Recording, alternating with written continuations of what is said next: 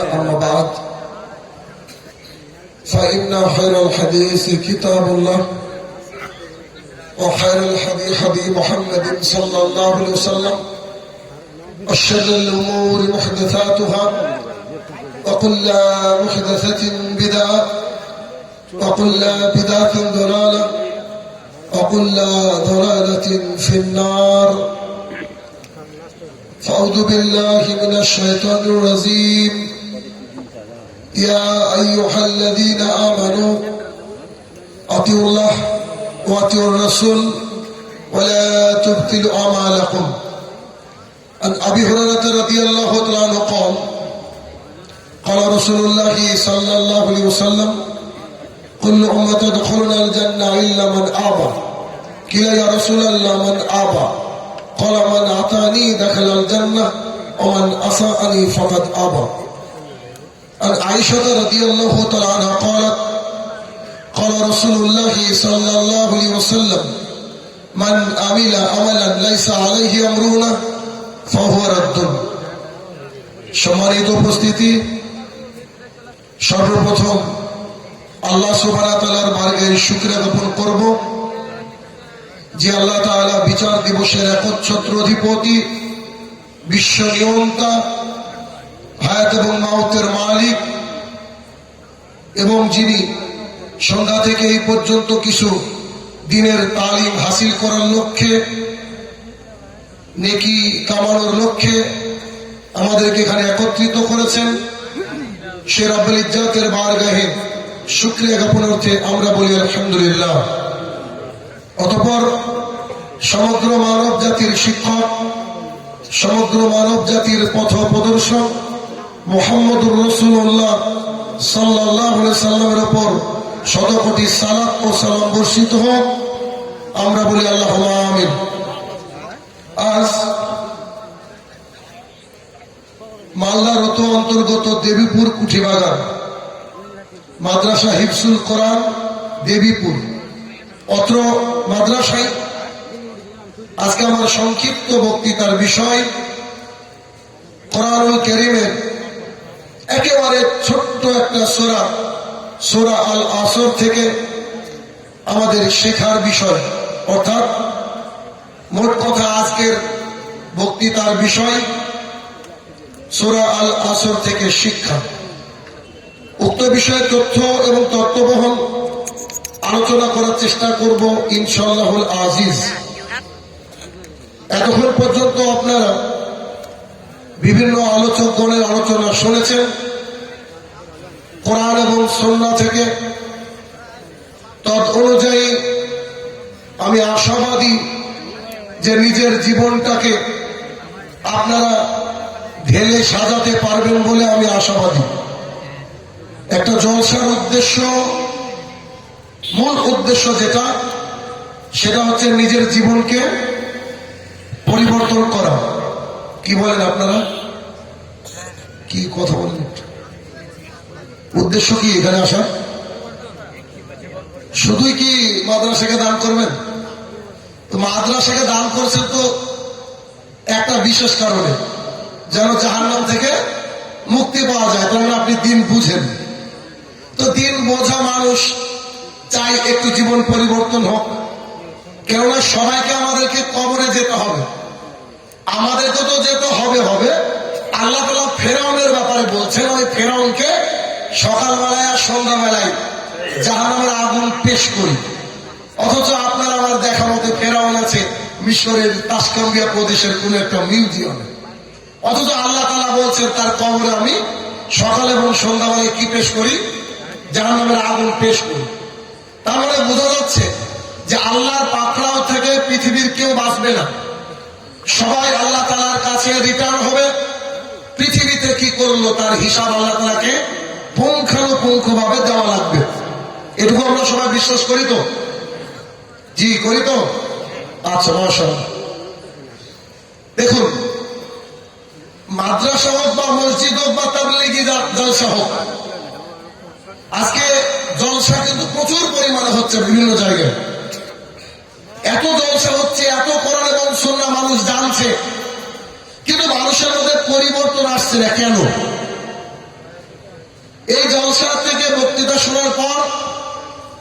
যে লোকটা সুদখোর ছিল সুদখোর থেকে যাচ্ছে, যে লোকটা গাঁজাখোর ছিল গাঁজাখোর থেকে যাচ্ছে। তাহলে লাভটা কার হচ্ছে? মাইকম্যান প্যান্ডেলের আর যারা কন্ট্যাক্ট করে বক্তৃতা করে তাদের, নাকি? তাছাড়া তো পাবলিকের উপকার হচ্ছে না। কিন্তু পাবলিকের উপকার হওয়া লাগবে তো, নাকি? পাবলিকের উপকার না হলে তো কাজ নেই।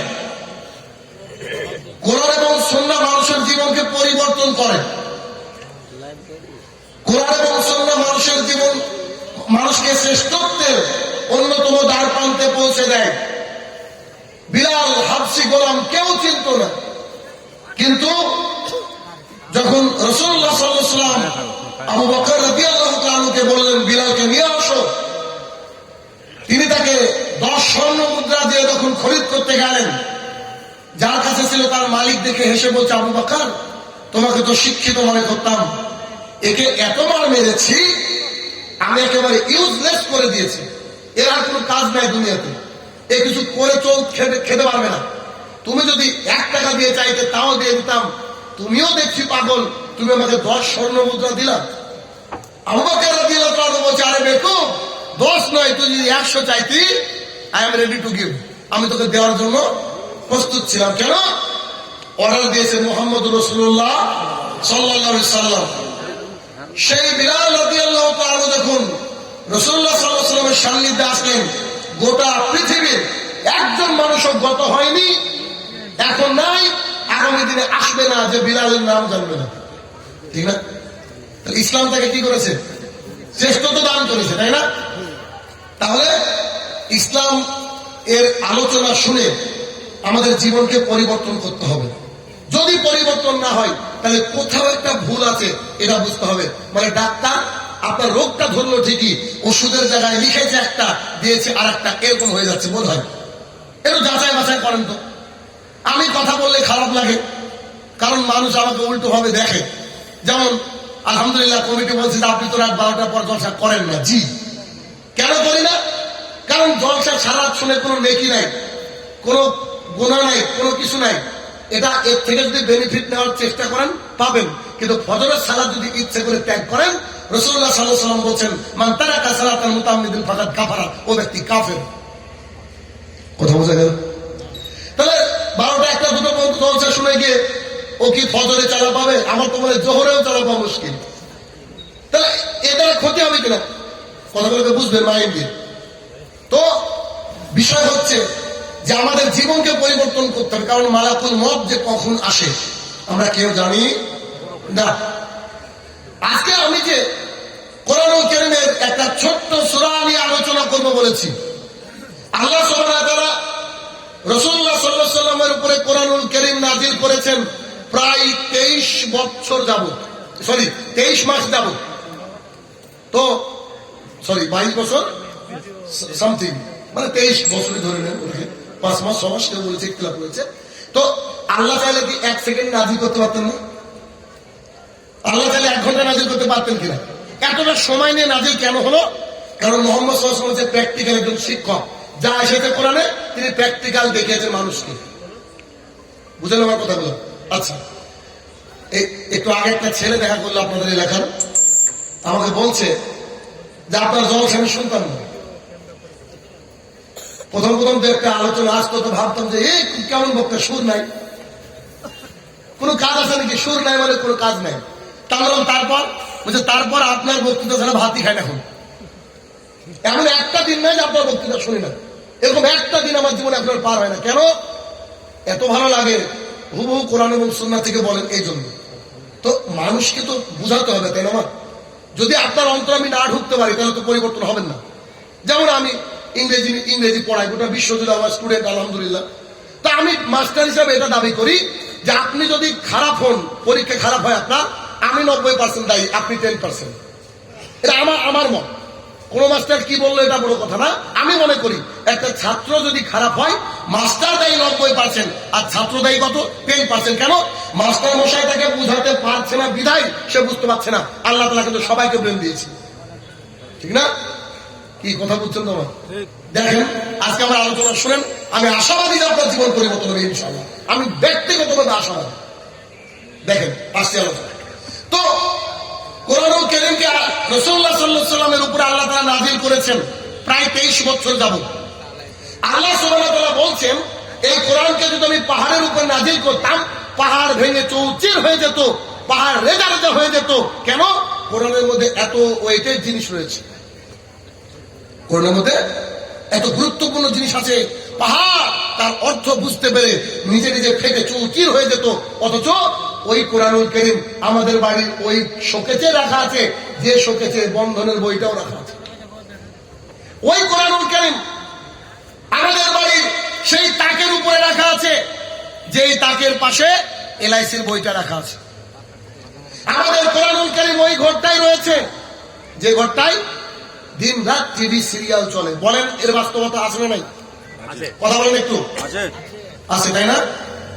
আমাদের সাহস কত বড়, কিন্তু পাহাড়ের কোন সাহস হতো না। পাহাড় জড়বস্তু, পাহাড় আল্লাহকে ভয় করে, অথচ আমরা মানুষ আল্লাহ তাআলাকে ভয় করি না। কোরআনুল কারীমে 114টা সূরা রয়েছে। 103 নম্বর সূরার নাম হচ্ছে সূরা আল আসর। এই সূরাটা এখানে এমন একজনও নাই যার মুখস্থ নাই, ঠিক না? সবারই মুখস্থ আছে, 2-3 লাইনের সূরা, সবারই মুখস্থ রয়েছে। এই সূরা আমি আজকে দেখাবো যে এই সূরা থেকে আমরা কি শিখবো। এতগুলো সূরা রয়েছে, সবচেয়ে ছোট একটা সূরা কেন নিলাম? আপনাদেরকে বোঝানোর জন্য যে আল্লাহ তাআলার কালাম, আল্লাহ তাআলার আয়াত কতটা বিখ্যাত। আল্লাহ সুবহানাহু ওয়া তাআলা সূরা কালামের মধ্যে বলছেন, গোটা পৃথিবীর যদি গাছগুলাকে কলম করা হয়, সাগরের পানিগুলোকে যদি কালি করা হয়, আল্লাহর কোরআনুল কারীমের ব্যাখ্যা লিখতে গেলে কাজ শেষ হয়ে যাবে, পানি শেষ হয়ে যাবে, কিন্তু আল্লাহ তাআলার কোরআনুল কারীমের ব্যাখ্যা শেষ হবে না। অথচ সেই কোরআনুল কারীমকে আমরা মূল্যায়ন করি না। আসুন, বিখ্যাত চারজন ইমাম, শুরুতে ইমাম আবু হানিফা রাহমাতুল্লাহ আলাইহি, ইমাম শাফি রাহমাতুল্লাহ আলাইহি আছে না, ইমাম মালিক, আহমদ ইবনে হাম্বল রাহমাতুল্লাহ আলাইহি, এই যে চারজন বিখ্যাত ইমাম। ইমাম শাফি রাহমাতুল্লাহ আলাইহি বলছেন, একটা কথা যদি আজকে আমি এই কি এটা জানেন নাম দেবী কুঠি বাগানের মানুষকে একটা বাক্য যদি বুঝাতে পারি, আমার গোটা বক্তৃতা আপনাদের জীবন সার্থক। ইমাম শাফি রাহমাতুল্লাহ আলাইহি বিখ্যাত একজন ব্যক্তিত্ব, গোটা বিশ্বের মুসলমানরা তার নাম জানে, তার কাছ থেকে ফতোয়া নেয়, কলিজাকে ভালোবাসে, তাই তো? ইমাম শাফি রাহমাতুল্লাহ আলাইহি বলছেন, পয়েন্ট টু বি নোটেড, ইমাম শাফি রাহমাতুল্লাহ আলাইহি বলছেন, আল্লাহ সুবহানাহু ওয়া তাআলার সমগ্র কোরআন নাজিলের প্রয়োজনই হতো না মানুষকে হেদায়েত দেওয়ার জন্য যদি আল্লাহ তাআলা এই সূরা আল আসর নাজিল করতেন। সুবহানাল্লাহ। আমি কথা বলতে পারছি? কোরআনুল কারীমের মধ্যে কেউ বলছে 6666 আয়াত, 6335, 6000 সামথিং সামথিং সামথিং, মানে 6000 প্লাস আয়াত রয়েছে। এই কোরআনুল কারীমের এতগুলো আয়াতের আল্লাহ তাআলার দরকার হতো না আল্লাহর জমিনে পাঠানো মানুষকে হেদায়েত দেওয়ার জন্য, শুধুমাত্র যদি আল্লাহ তাআলা 103 নম্বর সূরাটা জাতির হেদায়েতের জন্য পেশ করতেন। বুঝতে পারছেন? কে বলছেন? ইমাম শাফি রাহমাতুল্লাহ আলাইহি, তিনি বলছেন। তার মানে কোরআনের এক একটা আয়াত কতটা বিখ্যাত, কতটা গুরুত্বপূর্ণ, আমি যদি সারা রাত আলোচনা করি আর দেখতাম শুনে যাবে না। তবে চেষ্টা করছি কিছুটা আপনাকে দিয়ে দেওয়ার, একেবারে আপনার ভাষায়, প্রাঞ্জল ভাষা। আল্লাহ সুবহানাহু ওয়া তাআলা বলেন, আমরা যখন কোরআনুল কারীম তেলাওয়াত করি আউযু বিল্লাহি মিনাশ শাইতানির রাজিম বলি। কেন? শয়তান যে আমাদের প্রকাশ্য শত্রু, যে আমাদের ফজরে আমাদেরকে ঘুম পাড়ায়। খেয়াল করেছেন কি যে ফজরের ঘুমটা খুব ভালো লাগে, আরামদায়ক ঘুম। যদি বাই চান্স আপনার পাশে মোবাইলটা থাকে আর ফজরে যদি আপনি মোবাইলের অ্যালার্মটা বন্ধ করে খালি মনে করেন যে উঠছি, দেখবেন সকাল 8টা, ভয় হয় কি হয় না? আচ্ছা, এর কারণ কি? ব্যাখ্যা বিশ্লেষণ জানি না করেছেন কিনা। এর মূল কারণ বুখারীর হাদিস। রাসূলুল্লাহ সাল্লাল্লাহু আলাইহি ওয়াসাল্লাম বলছেন যে শয়তানের প্রথম বিজয় হচ্ছে কি? আপনাকে ফজর থেকে মাহরুম রাখা। অর্থাৎ যে ব্যক্তি ঘুমিয়ে থাকে, শয়তান তার হাত পা টিপে তার চুলের মধ্যে দিয়ে গিরা দিয়ে দেয় 3টে। যখন ফজরের ওয়াক্ত শেষ হয়ে যায়, শয়তান কানে পেশাব পায়খানা গেলে তো চলে যায়। হাকিবার এরকম হয় কি হয় না? অনেকে দেখবেন ফজরটা ছুটে যায়, আছে না? এই যে ফজর ছুটে যায়, তার মানে কি শয়তান আপনাকে খুব রিল্যাক্সে ঘুম পাড়ায়। শয়তান আপনাকে বলতে থাকে, আরে অনেক রাত আছে, ঘুমাও ঘুমাও ঘুমাও, অনেক রাত আছে। উঠে দেখবেন সকাল 7টা 6:30, মানে ফজর শেষ। বিসমিল্লাহির রহমানির রহিম, কার নামে আমরা কথা বলবো? আল্লাহ সুবহানাহু ওয়া তাআলার নামে। বলেন তো 114টা সূরার কোন সূরাতে বিসমিল্লাহ নাই? সূরা নম্বর বলেন। সূরা তওবা, সূরা নম্বর কত? 9। মাশাআল্লাহ, শিখতে হবে ভাই, জানতে হবে। ভারতে কে ক্রিকেট খেললো না খেলে সব জানা দরকার নেই, কোরআন জানতে হবে। কেন? কবরে লাগবে। তো শোনেন, আল্লাহ সুবহানাহু ওয়া তাআলা বলছেন কুল আস, সময়ের শপথ, সময়ের শপথ। পৃথিবীর বুকে একজন মানুষ ও যদি বিজ্ঞানীর সর্বোচ্চ চূড়ায় পৌঁছে যায়, হয়তো মায়ের পেটে কি সন্তান আছে, ছেলে না মেয়ে, এটা তাদের দ্বারা আবিষ্কার করা সহজ হয়ে গেছে। হয়তো জমিনের সার্থবক জমিনের তলে কি আছে, হয়তো বিজ্ঞানীরা তালাশ চালাচ্ছে। হয়তো চাঁদে মানুষ পৌঁছে যাচ্ছে, হয়তো দুদিন পরে মানুষ মঙ্গল গ্রহেও পৌঁছে যাবে। হয়তো মোবাইল বাদ দিয়ে আরো যে কি আবিষ্কার করবে, কথা বললে নাকি চলে আসবে, বা ভাবলেও নাকি চলে আসবে সেই জিনিসটা। এরকম অ্যাপস, এরকম ডিভাইস আবিষ্কার হচ্ছে, আগামী দিনে হয়তো বা হবে। কিন্তু পৃথিবীর সমস্ত বিজ্ঞানীরা মিলে যদি চেষ্টা করে, 1 মিনিট সময়কে একটু আগে অথবা পেছনে বাড়ানো সম্ভব। এটার নিয়ন্ত্রক কে? আল্লাহ সুবহানাহু ওয়া তাআলা। এই জন্য একটা কথা আছে, আমি যখন অনেক ব্যাচ পড়াতাম, 11, 12, BA first year, second year, third year, এই যে ব্যাচ পড়াতাম, তখন আমি প্রত্যেকটা স্টুডেন্টের রুটিনে একটা কথা লিখে দিতাম, time and tide wait for none. সময় এবং নদীর জোয়ার কারোর জন্য অপেক্ষা করে না। দেখেন কথাটা মিলে নেন। তো ছাত্রদের কোটা কেন লিখতাম? মানে বোঝাতে চাইতাম যে তোরা পড়, নাহলে ভাগ্য খারাপ আছে। কারণ আগামীকালকে পড়বো বলে যে ছেলেটা চেষ্টা করেছে, ও আর পড়া হয়নি বলে আজকে পড়তে হবে। সো সময় আর নদীর জোয়ার কি হয়? অপেক্ষা করে না। আল্লাহ তাআলা সেই সময়ের শপথ খেলেন। এখানে ছোট্ট একটা কথা বলে যাই, আল্লাহ সুবহানাহু ওয়া তাআলা বলছেন অল আস, সময়ের শপথ। আমরা আল্লাহ তাআলার গোলাম, আমরা আল্লাহ তাআলার বান্দা। আল্লাহ সুবহানাহু ওয়া তাআলা চাইলে কাবার কসম খেতে পারেন, রাতের কসম খেয়েছেন, ফজরের কসম খেয়েছেন, সময়ের কসম খেয়েছেন। কিন্তু আমরা বান্দারা যদি এই পৃথিবীর বুকে যতদিন থাকবো, আমরা শুধুমাত্র একমাত্র কার কসম খাবো? আল্লাহ। যদি প্রয়োজন হয়, বিশেষ প্রয়োজনে একেবারে বলবো আল্লাহর কসম করে বলছি, এই কথা বলবো। যদি কোনো ব্যক্তি বলে যে কোরআনের কসম, 2 চোখের কসম, এ দেখেন আমার সন্তানকে ছুঁয়ে বলছি, এরকম আছে না গ্রাম বাংলায় রোগ আছে, এই তুমি কিন্তু এই জিনিসটা নিয়েছো, আরে কি কথা বলেন, আমি আমার চোখের কসম করে বলছি, আমি আমার সন্তানের মাথায় হাত দিয়ে বলছি, এগুলো হচ্ছে সব শিরক, মহা অন্যায়। আমরা পৃথিবীতে থাকতে শুধুমাত্র কসম যদি করতেই হয় একান্ত, বলবো আল্লাহর কসম করে বলছি। তো কিছু কিছু মানুষ আবার বলে সাহেব যে আল্লাহর কসম করলে ওরা আবার বিশ্বাস করে না, সন্তানের করলে বিশ্বাস করে। আসলে এরকম যদি না বিশ্বাস করে, জেল ফাঁসি শুলি হয়ে যাক, কিন্তু আল্লাহ সুবহানাহু ওয়া তাআলার নামে একজন বান্দা কসম করবে। ক্লিয়ার? আর কসম খাবেন অন্য কিছুর নামে? আরে কত কসম খায় মানুষ, বলে মসজিদের কসম, মিথ্যা কথা বলবি, আস্তাগফিরুল্লাহ, এগুলো চলবে না। ওয়াল আস, আল্লাহ তাআলা বলছেন সময়ের শপথ, কালের শপথ, যে সময় চলে যাচ্ছে, চলমান সেই সময়ের শপথ। ইন্নাল ইনসানা লাফি খুসর, পৃথিবীর প্রত্যেকটা মানুষ ক্ষতিগ্রস্ত। খুব কঠিন বাবা, খুব কঠিন। ক্ষতিগ্রস্ত মানে কি জানেন? আমার ভাষায় বুঝে নেন। আল্লাহ সুবহানাহু ওয়া তাআলা বলতে চাইলেন সময়ের শপথ, পৃথিবীর প্রত্যেকটা মানুষ জাহান্নামী। আল্লাহর ক্ষতিগ্রস্ত মানে জাহান্নামী, ব্যাস সোজা কথা। আল্লাহ সুবহানাহু ওয়া তাআলা বললেন পৃথিবীর প্রত্যেকটা মানুষ ক্ষতিগ্রস্ত। আব্দুর রহমান ক্ষতিগ্রস্ত, আব্দুল রাজ্জাক ক্ষতিগ্রস্ত, মিস্টার পিটার ক্ষতিগ্রস্ত, মিস্টার চণ্ডীদাস ক্ষতিগ্রস্ত, পৃথিবীতে যত মানুষ আছে সবাই ক্ষতিগ্রস্ত। আল্লাহ তাআলা বলছেন, আল্লাহ তাআলা বাক্যটাকে বলার পরে বলছেন ইল্লাল্লাযীনা আমানু, কিন্তু তারা ক্ষতিগ্রস্ত নয়, তারা জাহান্নামী নয়, তারা ক্ষতিগ্রস্ত নয়, তারা জাহান্নামী নয়, তারা ক্ষতিগ্রস্ত নয়, তারা জাহান্নামী নয়। আগের বাক্যে আল্লাহ তাআলা বললেন পৃথিবীর সবাই ক্ষতিগ্রস্ত, মানে একেবারে প্রথম মানুষ থেকে শুরু করে শেষ মানুষটা পর্যন্ত ক্ষতিগ্রস্ত, কিন্তু তারা ক্ষতিগ্রস্ত নয়। এক যারা আল্লাহর প্রতি ঈমান এনেছে, ইল্লাল্লাযিনা আমানু ওয়া আমিলুস সালিহাত, যারা নেক আমল করেছে, ওয়া তাওয়াসাউ বিল হক, যারা মানুষকে হকের দাওয়াত দেয়, ওয়া তাওয়াসাউ বিস সাবর, যারা মানুষকে ধৈর্য ধারণ করতে বলে। এই চারটে গুণ যদি কারোর মধ্যে না থাকে সেই ব্যক্তি ক্ষতিগ্রস্ত। জরুরি ভিত্তিতে এই চারটে গুণ এই এলাকার মানুষের আছে কিনা, সোশ্যাল মিডিয়ায় যত মানুষ শুনছেন শুনবে আগামী দিনে, সবাইকে বলছি এই চারটে গুণের অধিকারী সবাইকে হতে হবে।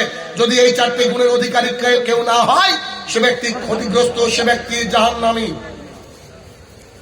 খুব কঠিন কথা, খুব কঠিন কথা। এই কথা শুনে শ্বাস প্রশ্বাস রুখে দেওয়া উচিত আপনার, যে কি বলছেন আজকে, আশ্চর্য কথা, কত বড় কথা, যে গোটা পৃথিবীর মানুষ ক্ষতিগ্রস্ত, কিন্তু তারা নয়, তারা নয় কি, তো তারা নয় মানে কি, এই যাদের চারটে এই গুণ রয়েছে, চারটে গুণ। ইল্লাল্লাযিনা আমানু, যারা ঈমান এনেছে, যারা ঈমান এনেছে। ঈমান কাকে বলে? রাসূলুল্লাহ সাল্লাল্লাহু আলাইহি ওয়াসাল্লামকে জিজ্ঞাসা করলাম, আল্লাহ রাসূল আপনি আমাদেরকে বলেন তো ঈমান কাকে বলে? আবু হুরায়রা রাদিয়াল্লাহু তাআলা আনহু বলেন, রাসূলুল্লাহ সাল্লাল্লাহু আলাইহি ওয়াসাল্লাম বলেছেন, আল ঈমান আমানতু বিল্লাহি, আল্লাহর প্রতি মানতে হবে। আল্লাহ সুবহানাহু ওয়া তাআলার প্রতি ঈমান আনতে হবে। বৃষ্টি দেওয়ার মালিক কে? সন্তান দেওয়ার মালিক কে? আরে সন্তান দেওয়ার মালিক যদি আল্লাহ হয় তা আদিনাতে আজকেও মাজার থাকে কেন গো? বলেন আপনি। যদি সন্তান দেওয়ার মালিক আল্লাহ হয় তাহলে শাহজালাল সিলেটের মাজার ওখানে থাকে কি করে? যদি সন্তান দেওয়ার মালিক আল্লাহ সুবহানাহু ওয়া তাআলা হয় তো হাজী আলীতে মানুষ যায় কেন? যদি সন্তান দেওয়ার মালিক আল্লাহ সুবহানাহু ওয়া তাআলা হয় তো আব্বাস সিদ্দিকের দাদার কাছে মানুষ যায় কেন? যদি সন্তান দেওয়ার মালিক আল্লাহ সুবহানাহু ওয়া তাআলা হয় তাহলে আপনার ওই কালিয়াচকের ওই যে কি জায়গা ওখানে মানুষ যায় কেন? যদি আল্লাহ সুবহানাহু ওয়া তাআলা সন্তান দেওয়ার মালিক হয়, গাড়ি দেওয়ার মালিক হয়, বাড়ি দেওয়ার মালিক হয়, তো গাড়ির উপরে দাতা বাবা লেখা থাকে কেন? থাকে কেন? জি, ইল্লাল্লাযিনা আমানু, যারা ঈমান এনেছে, ঈমান এনেছে। ঈমান কি? আমানতু বিল্লাহি। কি সমস্যা? আরে বলছে দূর থেকে বলছেন কিনা, তো বলছে বাইরে সাউন্ড হয় না, তো আমি কি করবো এখানে? সাউন্ডের দরকার না, যা দরকার এখানে সে শুনবে। আপনি চুপ থাকেন। আমাকে একটা লাইন ধরে খাড়ি আছে আমার। না আমি আছি, আপনি টেনশন করবেন না। আমার পিছনে গোটা গ্রামকে দলছে শোনাতে হবে না, সব এখানে আছে। আচ্ছা যাই হোক, এটা লাগাবেন কি? হ্যাঁ দিয়ে দেন, না যাতে মানুষের শুনলে এটা করতে হবে তো। বাইরে একটু আওয়াজ যাচ্ছে না, এখানে ভিতরে আওয়াজ লিখতে হবে। এখানে তো আছে যে রাজ শুনছে বাইরে। মেলা থেকে না আসবে নাকি রে ভাই? মেলা থেকে না আসবে লোক, এটা খালি মেলাতে দেখো লোক, মেলাতে দিয়ে না। আমানতু বিল্লাহি, আল্লাহর প্রতি মানতে হবে। আল্লাহর প্রতি ঈমান মানে কি? আল্লাহ আমাদের হায়াত এবং মওতের মালিক। হায়াত এবং মওতের মালিক কে? আল্লাহ সুবহানাহু ওয়া তাআলা। আল্লাহ সুবহানাহু ওয়া তাআলা আমাদের রিজিকের মালিক। রিজিকের মালিক কে? আল্লাহ সুবহানাহু ওয়া তাআলা। আল্লাহ সুবহানাহু ওয়া তাআলা ভালো ফসল দেওয়ার মালিক, সন্তান দেওয়ার মালিক, আমাদেরকে পৃথিবীর বুকে চলার ক্ষমতা দেওয়ার মালিক। আরে শাহিনুর রহমান সাহেব, ওই যে চায়ের দোকানে একটা বুড়ো বয়স্ক মানুষ বলছে যে এই যে তারাটা আজকে আছে না, সকাল থেকে তারাটা দেখছি, দেখ আজকে ওদের জলসা সাইজ হবে, গ্যারান্টি পানি হবে। এই লোকের ঈমান না। কথা বুঝেননি? বৃষ্টি বর্ষণের মালিক কে? আল্লাহ তাআলা। ও বুড়ো বেটা বলছে যে এই তারাটা আছে তাই বৃষ্টি হলো। জি, এটা হচ্ছে শিরক। ঈমানের বিপরীতে কি? শিরক। তাওহীদের বিপরীতে শিরক। তাই লোকমান হাকিম তার সন্তানকে বলছে, ইয়া বুনাইয়া, ও আমার কলিজার টুকরা, আকিমিস সালাত, তুমি সালাত কায়েম করো। তার আগেই সালাত কায়েমের আগে বলছেন যে দেখেন কি সুন্দর কথা, লোকমান হাকিম ছোট্ট ছোট্ট তার ছোট্ট বাচ্চাকে কলিজার টুকরা বলে ডাক দিয়ে বলছেন, বেটা লা তুশরিক বিল্লাহ, তুমি আল্লাহর সাথে শিরক করো না। ইন্না শিরকা লাযুলমুন আযীম, শিরক হচ্ছে সবচেয়ে বড় পাপ। শিরক কি? অথচ এখন অনেক লোক এখানে বসে আছেন যাদের তাবিজ আছে, অথচ ও বুঝতে পারেনি। আর বাপ যদি লোকমান হাকিমের মতো হতো, ছোটবেলা থেকে তাবিজ থাকতো না, কি করবেন বলেন? খুব মুশকিল। তো আল্লাহর প্রতি ঈমান আনতে হবে। তার মানে সন্তান চাওয়ার যদি প্রয়োজন হয় কার কাছে চাইতে হবে? একমাত্র আল্লাহর কাছে। পৃথিবীর কেউ সন্তান দেওয়ার ক্ষমতা রাখে? যিনি বলেন রাখে না, নিশ্চিত ভাবে রাখে না। এখন আমার সন্তান হলে কি করবো বলেন তো? আসতে পারে মাথায় আপনার, কি করবে? মারিয়াম আলাইহিস সালাম তিনি বসে আছেন বাইতুল মুকাদ্দাস, ওই যে ঝামেলা চলছে না, বসে আছেন। তো ওখানে বসে আছেন, তো তার কাছে আল্লাহ তাআলা আকাশ থেকে কোথা থেকে আল্লাহ ভালো জানেন, তিনি ফল পাঠিয়েছেন। ফল, যে সময় যে ফল নাই ওই সময় ওই ফল আল্লাহ তাআলা পাঠিয়েছেন। জাকারিয়া আলাইহিস সালাম মারিয়ামের সাথে দেখা করতে গিয়ে বলছে, মারিয়াম জি বলেন, বলছে যে এই ফল তুমি কোথা থেকে পেলে? এই ফল তো নাই। মালদা আমের জন্য বিখ্যাত, এখন তো আমের সিজন না। এখন আমি আসলাম আর এই এলাকার লোক যদি আম খাওয়ায় আশ্চর্য হবো কি হবো না? ব্যাপারটা এরকম। তো তিনি বলছেন জাকারিয়া আলাইহিস সালাম এই ফলগুলো আসলো কোথা থেকে? তো বলছেন আল্লাহ তাআলা দিয়েছে। কে দিয়েছে? আল্লাহ। তিনি সঙ্গে সঙ্গে দুবজু করে 2 রাকাত সালাত আদায় করে আল্লাহকে বলছে, হে আমার প্রতিপালক, আমি বার্ধক্যের শেষ প্রান্তে পৌঁছে গিয়েছি, আমার হাড়গোড় দুর্বল হয়ে গিয়েছে, আমার মাথার চুল একটাও কালো নাই, আমার স্ত্রী বন্ধা বাঁঝা, বাচ্চা হবে না। হে আমার প্রতিপালক, তুমি আমাকে বাচ্চা দাও না। আশ্চর্য দাও, তিনি নিজে আল্লাহকে বলছেন আমাদের কোনো ক্যাপাসিটি নেই বাচ্চা তৈরি করা। ডাক্তার বলেছে আমার বউ বাঁঝা, বাচ্চা হবে না, আমার বয়স শেষ, আর বাঁচবো কিনা জানি না কদিন। তবে মারিয়ামের ফল পেয়ে আমার ভেতরে যেন একটা গতি বার পারলো, যে কি দেখি তো, আরে মারিয়ামকে যদি আল্লাহ আকাশ থেকে মানে ফল পাঠাতে পারেন, সেই আল্লাহ তোমাকে বাচ্চাও দিতে পারেন। তো তিনি বসে দোয়া করছেন, আল্লাহ তাআলা বলছে, শোনো জাকারিয়া, জি আল্লাহ, আমি তোমাকে একটা সন্তানের সুসংবাদ দিচ্ছি, ওই সন্তানের নাম আমি আল্লাহ তাআলা বলে দিচ্ছি ইয়াহইয়া। সন্তানের নাম কি? ইয়াহইয়া। জাকারিয়া আলাইহিস সালাম একজন নবী, নবী হলে তো মানুষ নাকি, বুঝেননি? তো মানুষ মানে কি আমরা দুর্বল। তো তিনি ঘুরিয়ে আল্লাহকে বলছে, আল্লাহ আমার বয়স শেষ হয়ে গেছে, হাড়গোড় দুর্বল হয়ে গেছে, মাথার চুল সব পেকে গিয়েছে, আমার স্ত্রী বন্ধা, সুতরাং আমার বাচ্চা কি করে হবে? এখনই চাইলেন যে আমার দুর্বলতা প্রকাশ করছেন। তো তিনি আল্লাহ সুবহানাহু ওয়া তাআলা বলছেন, তুমি যেমন প্রথমে কিছু ছিল না, আমি তোমাকে তৈরি করেছি, ঠিক তেমন করে আমি তোমার সন্তানকে দান করব। তাহলে মারিয়াম আলাইহিস সালামের ঘটনা দেখে জাকারিয়া আলাইহিস সালাম আল্লাহর কাছে সন্তান চাইলেন, জানতেন স্ত্রীর বাচ্চা হবে না, তবু আল্লাহ তাআলা বাচ্চা দিয়ে দিলেন। শাহিনুর রহমানের এই বক্তৃতা শোনার পরেও যদি কেউ মাজারে যায়, তাহলে বুঝে নিতে হয় আমার ভাগ্য খারাপ, হলে ওর ভাগ্য খারাপ। আমার ভাগ্য খারাপ কেন আমি বুঝাতে পারিনি বোধহয় এখনো। আল্লাহর কাছে চাইলে আল্লাহ দিবে, ওয়াল্লাহি আল্লাহর কসম করে বলছে দিবে, যদি সেই সন্তান আপনার জন্য কল্যাণকর হয়। একটা ছেলে দোয়া করছে, শাহিনুর ভাই তাহাজ্জুদ পড়ি দোয়া করছি, কবে থেকে আল্লাহর কাছে কেটিএম চাইছিলাম, কেটিএম দেয় না, আল্লাহ একটা যদি কেটিএম বাইক দিত তাহলে শান্তি হতো। আরে বাবা তুমি বুঝোনি, কেটিএম যখন নিব পরের দিন তুমি ওই তোমাকে এটিএম এ ঢোকাতে হবে, বুঝতে পারবি? পরের দিন তোমাকে চলে যেতে হবে কবরে। এই জন্য আল্লাহ তাআলা দেয়নি, কারণ আল্লাহ তাআলা সব কিছুর খবর রাখেন, সবকিছু আল্লাহ তাআলা জানেন। রাসূলুল্লাহ সাল্লাল্লাহু আলাইহি ওয়াসাল্লাম বললেন, আমানতু বিল্লাহি, আল্লাহর প্রতি ঈমান আনতে হবে। আল্লাহর প্রতি ঈমান এনেছিলেন বিলাল রাদিয়াল্লাহু তাআলা আনহু। মায়ের পর মার খেয়ে উত্তপ্ত বালুকময় প্রান্তরে পড়ে গিয়েও আহাদ আহাদে বাক্যটা ভুলেননি। ঈমান এনেছিলেন সুমাইয়া রাদিয়াল্লাহু তাআলা আনহা। আবু জেহেল তার লজ্জাস্থান বরাবর বর্ষা নিক্ষেপ করেছিল, আরেকটা রিওয়ায়াত আছে তার 2 পা ফেলে দেওয়া হয়েছিল, তবু সে ঈমান থেকে পিছপা হয়নি। ঈমান এনেছিল তৎকালীন জামানার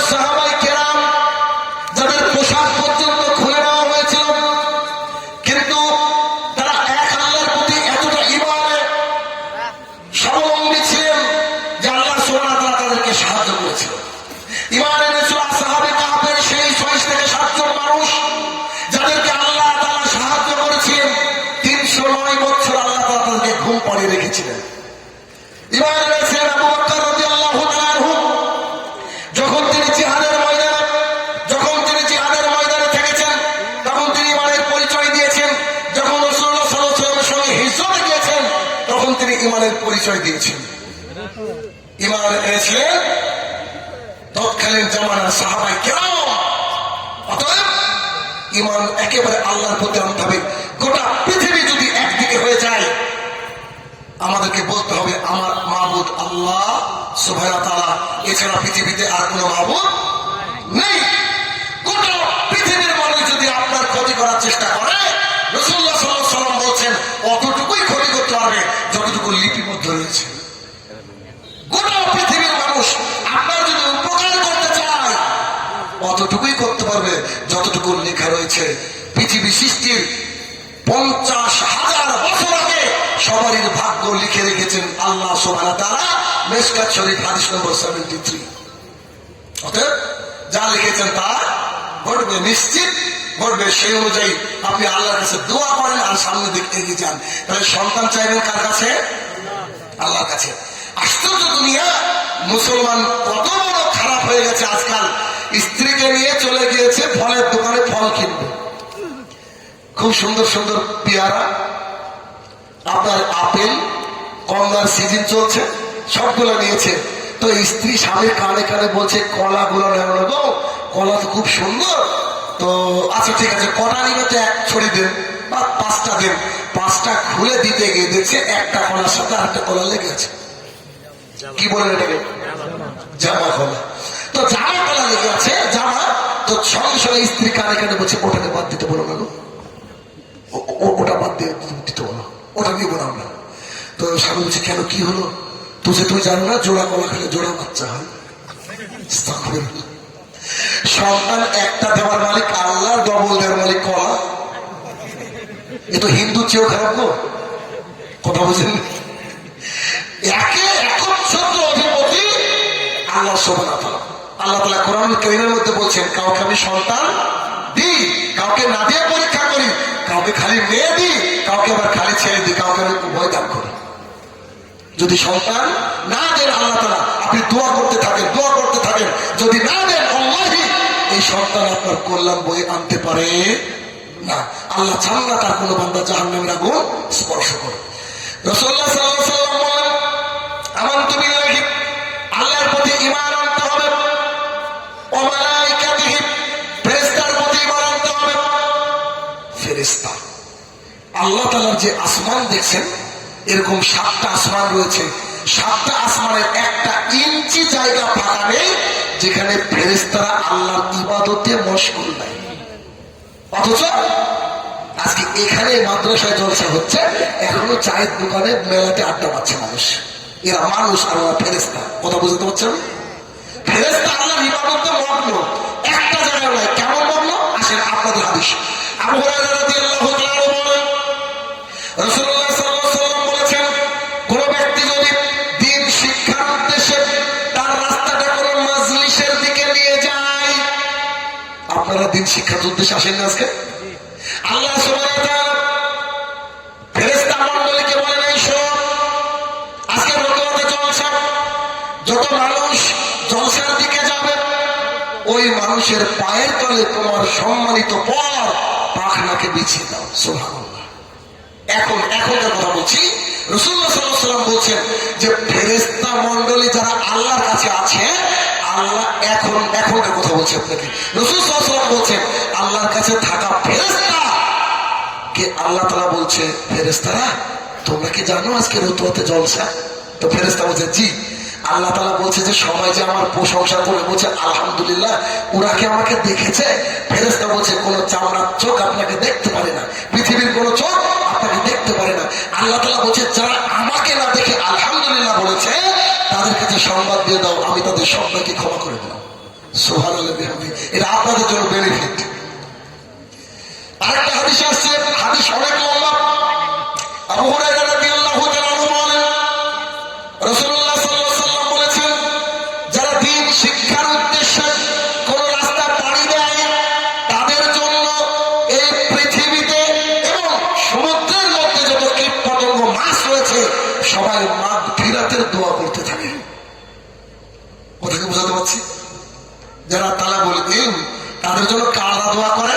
শুধু মানুষ চিন না, পৃথিবীর ওই যে সমুদ্র রয়েছে গভীরে যত রকমের কীট পতঙ্গ মাকড়সা যা কিছু থাকে আর কি, মাছ, সমস্ত সবাই কার জন্য দোয়া করতে থাকে?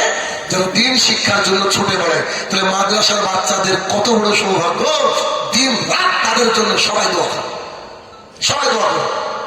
আর যারা এভাবে দিন শিখতে আসে তাদের জন্য ফেরেশতা মন্ডলী সবসময় দোয়া করতে থাকে। তাহলে ফেরেশতা, ফেরেশতা কি দেখেন? আরে হাদিসটা আমার খুব মজা লাগে, আপনারও মজা লাগবে, শুনুন। আল্লাহ সুবহানাহু ওয়া তাআলা জান্নাত সৃষ্টি করলেন, জাহান্নাম সৃষ্টি করলেন। এটা জান্নাত, খেয়াল করেন।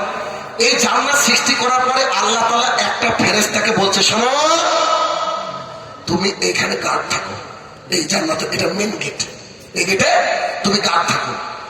জি আল্লাহ, থাকলাম। তো আল্লাহ তাআলা বলছে যে জান্নাতের গেটে এসে একজন টোকা মারবে, এই যে মারে না টোকা, মারো তো টোকা। তুমি খালি তুমি জিজ্ঞাসা করবা মানানটা কে, ওখান থেকে যদি বলে আনা মুহাম্মদুর রাসূলুল্লাহ সাল্লাল্লাহু আলাইহি সাল্লাম, তুমি গেটটাকে খুলে দিও, গেটটাকে বলে, গেটটাকে খুলে দিও। জান্নাত কবে সৃষ্টি করা হয়েছে? মিলিয়ন মিলিয়ন বছর আগে। আমরা সঠিক হিসাব কেউ জানি না, এটা নাকি হাদিস দেখে না, হারে বুখারী হাদিস। রাসূলুল্লাহ সাল্লাল্লাহু আলাইহি সাল্লাম বলছেন বিচার ফায়সালা হবে, ফায়সালা হওয়ার পরে আমাকে আল্লাহ তাআলা পাঠাবেন জান্নাতের গেটে। কাকে? মুহাম্মদুর রাসূলুল্লাহ সাল্লাল্লাহু আলাইহি সাল্লাম। আমি যখন জান্নাতের গেটে গিয়ে টোকা দিব, ভেতর থেকে আমাকে বলবে কে? আমি বলবো আমি মুহাম্মদুর রাসূলুল্লাহ সাল্লাল্লাহু আলাইহি সাল্লাম। তখন ফেরেশতা গেটটাকে খুলে দিবে। এখন আপনার সাথে আমার কথা, এখন ফেরেশতা গেটটাকে খুলে দিয়ে কি বাক্য বলছে দেখেন, আল্লাহ তাআলা যেদিন জান্নাত সৃষ্টি করেছে সেদিন আমাকে তৈরি করেছে, সেদিন থেকে আমি জান্নাতের গেটে দাঁড়িয়ে আছি, সেদিন থেকে আমি ঘুমাইনি, সেদিন থেকে আমি কিছু খাইনি, সেদিন থেকে আমি ক্লান্ত হইনি, সেদিন থেকে আমি একটু ঢুল আসেনি আমার, সেদিন থেকে আমি দাঁড়িয়ে থাকতে ইতস্তত বোধ করিনি, সেদিন থেকে খালি দরজায় কান লাগিয়ে বসে আছি, কবে টোকাটা শুনবো প্রিয় মানুষটার, কবে তার মুখটা একবার দেখবো, কবে সেই প্রিয় মানুষটাকে দেখে আমার কলিজাটা জোড়াবো। আল্লাহ আমাকে কাঁদে দিয়েছেন আপনাকে দেখার জন্য। আমি মিলিয়ন মিলিয়ন বছর দাঁড়িয়ে আছি, আমি ক্লান্ত হইনি, আমি এই প্রিয় মানুষটার মুখটাকে একবার দেখবো, তাই বলে আমি আপনাকে দেখার জন্য কতদিন দাঁড়িয়ে আছি, জানি না কতদিন দাঁড়িয়ে আছি। সুবহানাল্লাহ, বাড়ি থেকে বলবেন। কথা বুঝেননি আপনারা, বাংলা বুঝেন না নাকি?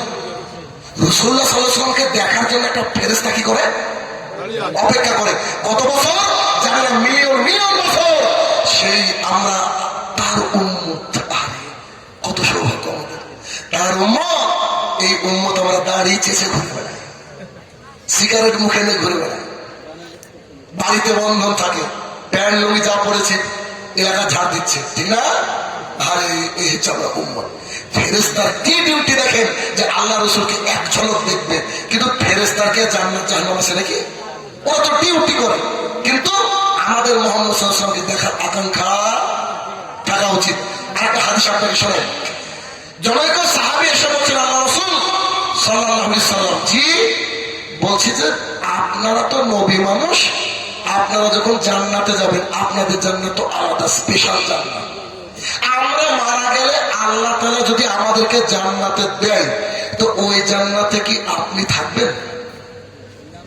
সাহাবীর প্রশ্ন, ওই জান্নাতে কি আপনি থাকবেন? তো রাসূলুল্লাহ সাল্লাল্লাহু আলাইহি ওয়াসাল্লাম বলছেন যে না বোধহয়, না বোধহয়, কারণ আপনারা আলাদা থাকবেন, আল্লাহ হয়তো আমাদেরকে আলাদা দিবেন, আল্লাহ রাসূল আশঙ্কা করে বলছেন। তো জনৈক সাহাবী কি বলছে জানেন? মসজিদুল নববী থেকে যখন বাড়িতে যাই আপনাকে দেখার জন্য মনটা আমচাম করে, একেবারে ভালো লাগে না, যেই আবার আপনার কাছে ছুটে এসে আপনার চাঁদের মতো মুখটা দেখি কলিজাটা জড়িয়ে যায়। শোনেন, আল্লাহ রাসূল সাল্লাল্লাহু আলাইহি সাল্লাম বলছে, যদি আপনার মাবুদ এমন জান্নাত আমাকে প্রদান করে যে জান্নাতে আপনি থাকবেন না, ওই জান্নাত আমার লাগবে না। কথা বুঝেননি? This is the real love. এটা যে প্রকৃত ভালোবাসা। আল্লাহ রাসূলকে কত ভালোবাসেন। তখন আল্লাহ তাআলা আয়াত নাযিল করে বলে দেন, তুমি বলে দাও জাতিকে যে যাকে ভালোবাসবে সে তার সাথে থাকবে। ওই যে বীরভূম না কোথাকার একটা ছেলে মারা গেল, নাম হচ্ছে রাহুল লোহার। কেন মারা গেল? ওই যে ভারত নাকি হেরে গিয়েছে ফাইনালে, নিশ্চয় ওই লোক জান্নাতি। কি অবস্থা? আপনার ছেলে যে কি কাঠ চুল মেরেছে, সাজানো কাঠ নাকি? তো ওই যে মেসির ভক্ত, কার ভক্ত এরা কার সাথে উঠবে? আমরা এই জন্য বলি, অনুকরণ অনুসরণ করতে গেলে নবীদেরকে করুন, না পারলে সাহাবায়ে কেরামদেরকে করুন, না পারলে আপনার চোখে যে আলেম ভালো লাগে তার অনুকরণ অনুসরণ করুন। সে যদি জান্নাতে যায় তার সাথে আপনিও জান্নাতে যাবেন। রাসূলুল্লাহ সাল্লাল্লাহু আলাইহি ওয়াসাল্লাম বললেন, মালায়েকাতিহি, ফেরেশতার প্রতি ঈমান আনতে হবে। এরপরে 3 নম্বরে বললেন ওয়া কুতুবিহি, কিতাবের প্রতি ঈমান আনতে হবে। এই যে ঢাকা রয়েছে কিতাব, ঠিক না? এটা তো কোরআনই হবে শিওর। এরকম ভাবে আমাদের মধ্যে ঢাকা থাকে, খালি রমজান মাসে বেড়ান, ঠিক না? সত্যি কথা বলেন, শুধু রমজান মাসে বেড়ান। দেখেন এই যে কোরআনুল কারীম, ও কুতুবিহি, কিতাবের প্রতি ঈমান আনতে হবে। কিতাবের প্রতি ঈমান সবার আছে? সামনে আছে? সব মিথ্যাবাদী। কে বলছে আছে? গোটা কিতাবের প্রতি ঈমান আনতে হবে। কেমন দেখান তো? ধরেন এই কিতাবের মধ্যে যা লেখা রয়েছে, আল্লাহ আপনাকে খুব ফোর্স করেছে নাকি মানতে? আল্লাহ তাআলা বলেই দিয়েছেন সূরা বাকারার শেষের দিকে, লা ইউকাল্লিফুল্লাহু নাফসান ইল্লা উসআহা, আমি তোমার উপরে অতটুকু বোঝা চাপাইনি যতটুকু তুমি নিতে পারবে না। আপনি 10 কেজি পারেন, আল্লাহ 12 কেজি দিবেন? আল্লাহ বলেছেন নাকি যে তাহাজ্জুদ পড়তে হবে? পড়তেই হবে, কথা বলেছেন? বলেননি, কিন্তু 5 ওয়াক্ত ইউ হ্যাভ টু, আপনাকে পড়তে হবে। দেখি একটু কিতাবের প্রতি ঈমানটা কেমন আছে এই কুঠি কি দেবীপুরের লোকের। দেখি দেবীপুরের লোকের ঈমান। আল্লাহ সুবহানাহু ওয়া তাআলা বলছেন, ইয়া আইয়ুহান নাস কুলু মিম্মা ফিল আরদি হালালান তাইয়্যিবান ওয়া লা তাত্তাবিউ খুতুওয়াতিশ শাইতান। ও দুনিয়াবাসী, ও পৃথিবীবাসী, তোমরা শোনো, আমি আল্লাহ তাআলা তোমাদেরকে রুজির ব্যবস্থা করেছি, ওখান থেকে তোমরা হালাল হালাল বেছে বেছে খাও। হারাম হচ্ছে শয়তানের পদাঙ্ক, ওদিকে তোমরা যেও না। আল্লাহ তাআলা বলছে, বলেন তো এলাকার মুদিখানা দোকানে কি বিড়ি বিক্রি হয় না? হয়। আচ্ছা, যদি বিড়ি বিক্রি হয় তো এ হাদিসের কি করবেন? আর আয়েশা রাদিয়াল্লাহু তাআলা আনহা قالت قال رسول الله صلى الله عليه وسلم, আয়েশা রাদিয়াল্লাহু তাআলা আনহা বলেন, রাসূলুল্লাহ সাল্লাল্লাহু আলাইহি ওয়াসাল্লাম বলেছেন, কুল্লু মুসকিরিন খামরিন ওয়া কুল্লু খামরিন হারাম। প্রত্যেকটা নেশাদার বস্তু মদ, আর প্রত্যেকটা মদই হারাম। প্রত্যেকটা নেশাদার বস্তু মানে বিড়ি জর্দা কি বাদ গেল? মানে সব হলো, সব এ টু জেড এর মধ্যে যত নেশাদার দ্রব্য আছে সবগুলো কি হারাম। আবু হুরায়রা রাদিয়াল্লাহু তাআলা আনহু قال رسول الله صلى الله عليه وسلم, আবু হুরায়রা রাদিয়াল্লাহু তাআলা আনহু বলেন, রাসূলুল্লাহ সাল্লাল্লাহু আলাইহি ওয়াসাল্লাম বলেছেন, লা ইয়াদখুলুল জান্নাতা যাতাদা, ওই দেহ জান্নাতে যাবে না গুযিয়া বিল হারাম, যে দেহ বন্ধনের টাকায় গড়ে উঠেছে, যে দেহ গ্রুপ লোনের টাকায় গড়ে উঠেছে, যে দেহ এলআইসির টাকায় গড়ে উঠেছে, যে দেহ সুদি কারবারের মাধ্যমে গড়ে উঠেছে, ওই দেহ জান্নাতে যাবে না। বন্ধন মনে হয় 95 না 98% লোকের বাড়িতে আছে। কথা বুঝেন না? কি ভুল বলছে কি? প্রায় বাড়িতে বন্ধন গো। অথচ এই কোরআনুল কারীমের মধ্যে এগুলোকে হারাম করা হয়েছে। আমি তো প্রমাণ দিচ্ছি, আপনি প্রমাণ ছাড়া কথা বলে দেবেন। একটু একটু করে বলছেন, সাড়ে হাত কেটে যাবে। একটু একটু করে শুনুন। 33 নম্বর সূরা, সূরা আহজাব, আয়াত নম্বর 33। আল্লাহ সুবহানাহু ওয়া তাআলা বলছেন, ওয়া কিরানা ফি বুয়ুতিকুন্না ওয়া লা তাবাররাজনা তাবাররুজাল জাহিলিয়াতিল উলা। ও মহিলারা, তোমরা বাড়ির মধ্যে থাকো, খবরদার জাহালাতের যুগের মতো নিজেকে দেখে বেরিও না। দেবীপুরে বোরখার পার্সেন্টেজ কত? 100-তে কতজন বোরখা পরে? 2 আর সাহেব বলছেন 10। ওকে, 10ই ধরে নিচ্ছি ভাই। নিতে অসুবিধা, 10 নিয়ে না। ওকে, তো 10 নিয়ে নেওয়ার পরে এবার একটা হাদিস আমি বলবো। عن عبد الله بن مسعود رضي الله تعالى عنه قال قال رسول الله صلى الله عليه وسلم এই হাদিস দিন রাত বলছি, দিন রাত বলবো। কেন? যতক্ষণ আপনি শুধরাচ্ছেন ততক্ষণ আমাকে বলতে হবে। যে আজকে ওই যে একেবারে মাগরিবের পর যিনি উঠেছিলেন বক্তা, ওনার নাম ভুলে গেলাম আমি, তো ওনার সাথে আমার দেখা হলো। আমার আজকে বিলাই মারি থেকে খাওয়া দাওয়া বন্ধ হয়েছে। গতবার যে বলে আসলাম, এই যে খাওয়া দাওয়া এটাকে তুলে দিতে হবে। মানুষ খালি খেতে আসে, কেউ শুনতে আসে না। কত বড় প্যান্ডেল, অথচ লোক নাই, কিন্তু খাওয়ার জায়গায় ফেলাটি আসে না, নাই এরকম। তা আমি বললাম যে খাওয়া দাওয়া আর পড়াশোনা এক জায়গায় হয়, কথা বুঝেননি? কিছুদিন আগে বলেছি, ভিডিওটা ভাইরাল হয়েছে, আবারও বলছি, কোনো মায়ের বেটা থাকলে আমার সামনে যেন দাঁড়ায়। আমি বলেছি যেদিন থেকে স্কুলে মিড ডে মিল চালু হয়েছে ওই দিন থেকে পড়াশোনার জানাজা হয়ে গেছে। কি? যেদিন থেকে মিড ডে মিল চালু হয়েছে ওই দিন থেকে পড়াশোনার জানাজা হয়ে গেছে। ওই যে দাদাই বলবো নাকি চাচা, আমার আবার বয়স খুব বেশি না, এই করেন না, ওই দাদাকে বা চাচাকে চাচাই বলি, নাহলে দাদা বলে রাগ করতে পারে। তো দাদাকে, চাচাকে জিজ্ঞাসা করেন, তিনি যখন স্কুলে গিয়েছেন ওনার মা হয়তো ভাত রান্না করে ঠিকঠাক ভাতও দিতে পারেনি, ঠিক না? স্কুল থেকে সে 4টের সময় এসেছে, আবারও ঠিকঠাক খাবার পায়নি, তারপরে দিন রাত পরিশ্রম করেছে। আর আমাদের বাচ্চারা এখন পোল্ট্রি মুরগির মতো ফজরের পরে তুলছে ওর বাবাকে, 8টা-9টায় তুলছে, তোলার পরে 1 গ্লাস হরলিক্স কমপ্লেন, আরো কত কি খাওয়াচ্ছে, আবার টিফিন বেঁধে দিচ্ছে। আরে আধা ঘন্টা পর পর নাকি আর খিদে লাগে, এই জন্য পোল্ট্রি মুরগির মতো ধাক্কা বাজে মরে যাচ্ছে। জি দিচ্ছে। আবার নাকি স্কুলে গিয়ে এখানে বসে আছে, এখানে বসে আছে, পাশে কখন রান্না আছে, কিরে আজকে ডিম কোটা নাকি সয়াবিন নাকি রে, বলেন এই কথা বলছে। এর বাস্তব নমুনা দেখেন, যে কথাগুলো বলি খুবই বাস্তব। কিছুদিন আগে কলকাতায় একটা মহিলা সাংবাদিক ক্লাস 3-র একটা বাচ্চা, 3 মানে বুঝতে পারছেন কি, আমার মেয়ে একটা স্কুলে ভর্তি করেছে, নার্সারি, সবচেয়ে নিচু, 5 বছর বয়স। আমার মেয়ে সরাসরি বাড়িতে সালাম দিয়েছিলেন, আসসালামু আলাইকুম, ঢুকে আমাকে বলছে নবীর আবার দিবস হয় নাকি, নবীর আবার জন্মদিন হয়নি কাব্য। আমি বললাম নবীর তো জন্মদিন হয় না। তো ওরা বললো কোনো স্কুলে, বলছি যে আগামীকাল কি নবী দিবস, এই নবীর জন্মদিন হিসেবে ছুটি। আমি তো ভেবেছিলাম আমরা মুসলমান। আমার মেয়ে বলছে, কথা বোঝেননি, আমার মেয়ে এই কথা বলছে, তার মানে ও নার্সারিতে পড়ে, তার মানে ক্লাস 3-র বাচ্চার যথেষ্ট বুদ্ধি আছে। কি এটুকু বোঝানোর জন্য বলছি, বুদ্ধি আছে তো? 3-র বাচ্চার যথেষ্ট বুদ্ধি আছে। একটা সাংবাদিক মহিলা জিজ্ঞাসা করছে, হ্যাঁ বাচ্চা ইধারাও বেটা, कौन सा क्लास में पढ़ते हो तुम? तो क्लास 3 में पढ़ता हूँ मैम। तो आपका फेवरेट सब्जेक्ट क्या है? मुझे मांस। ভাইরাল হচ্ছে ভিডিওটা, হয়তো দেখেছেন। বলছে বেটা তোমার ফেভারিট সাবজেক্ট কি? বলছে মাংস। ও কি বলবে, বাংলা ইংরেজি অঙ্ক বলবে না কি, ও তো খেতেই যায়। এক ভিখারি চরম খেতে লেগেছে, তাকে গিয়ে বলছেন বেটা বলে তো 2 + 2 কত? বলছে 4খানা রুটি। আশ্চর্য, তোকে আমি বলছি 2 + 2 কত, তো বলছে 4খানা রুটি। কেন? তোকে খিদে লেগেছে, তো পুরো ডিম বলবো, ও তো পেটে খিদে আছে।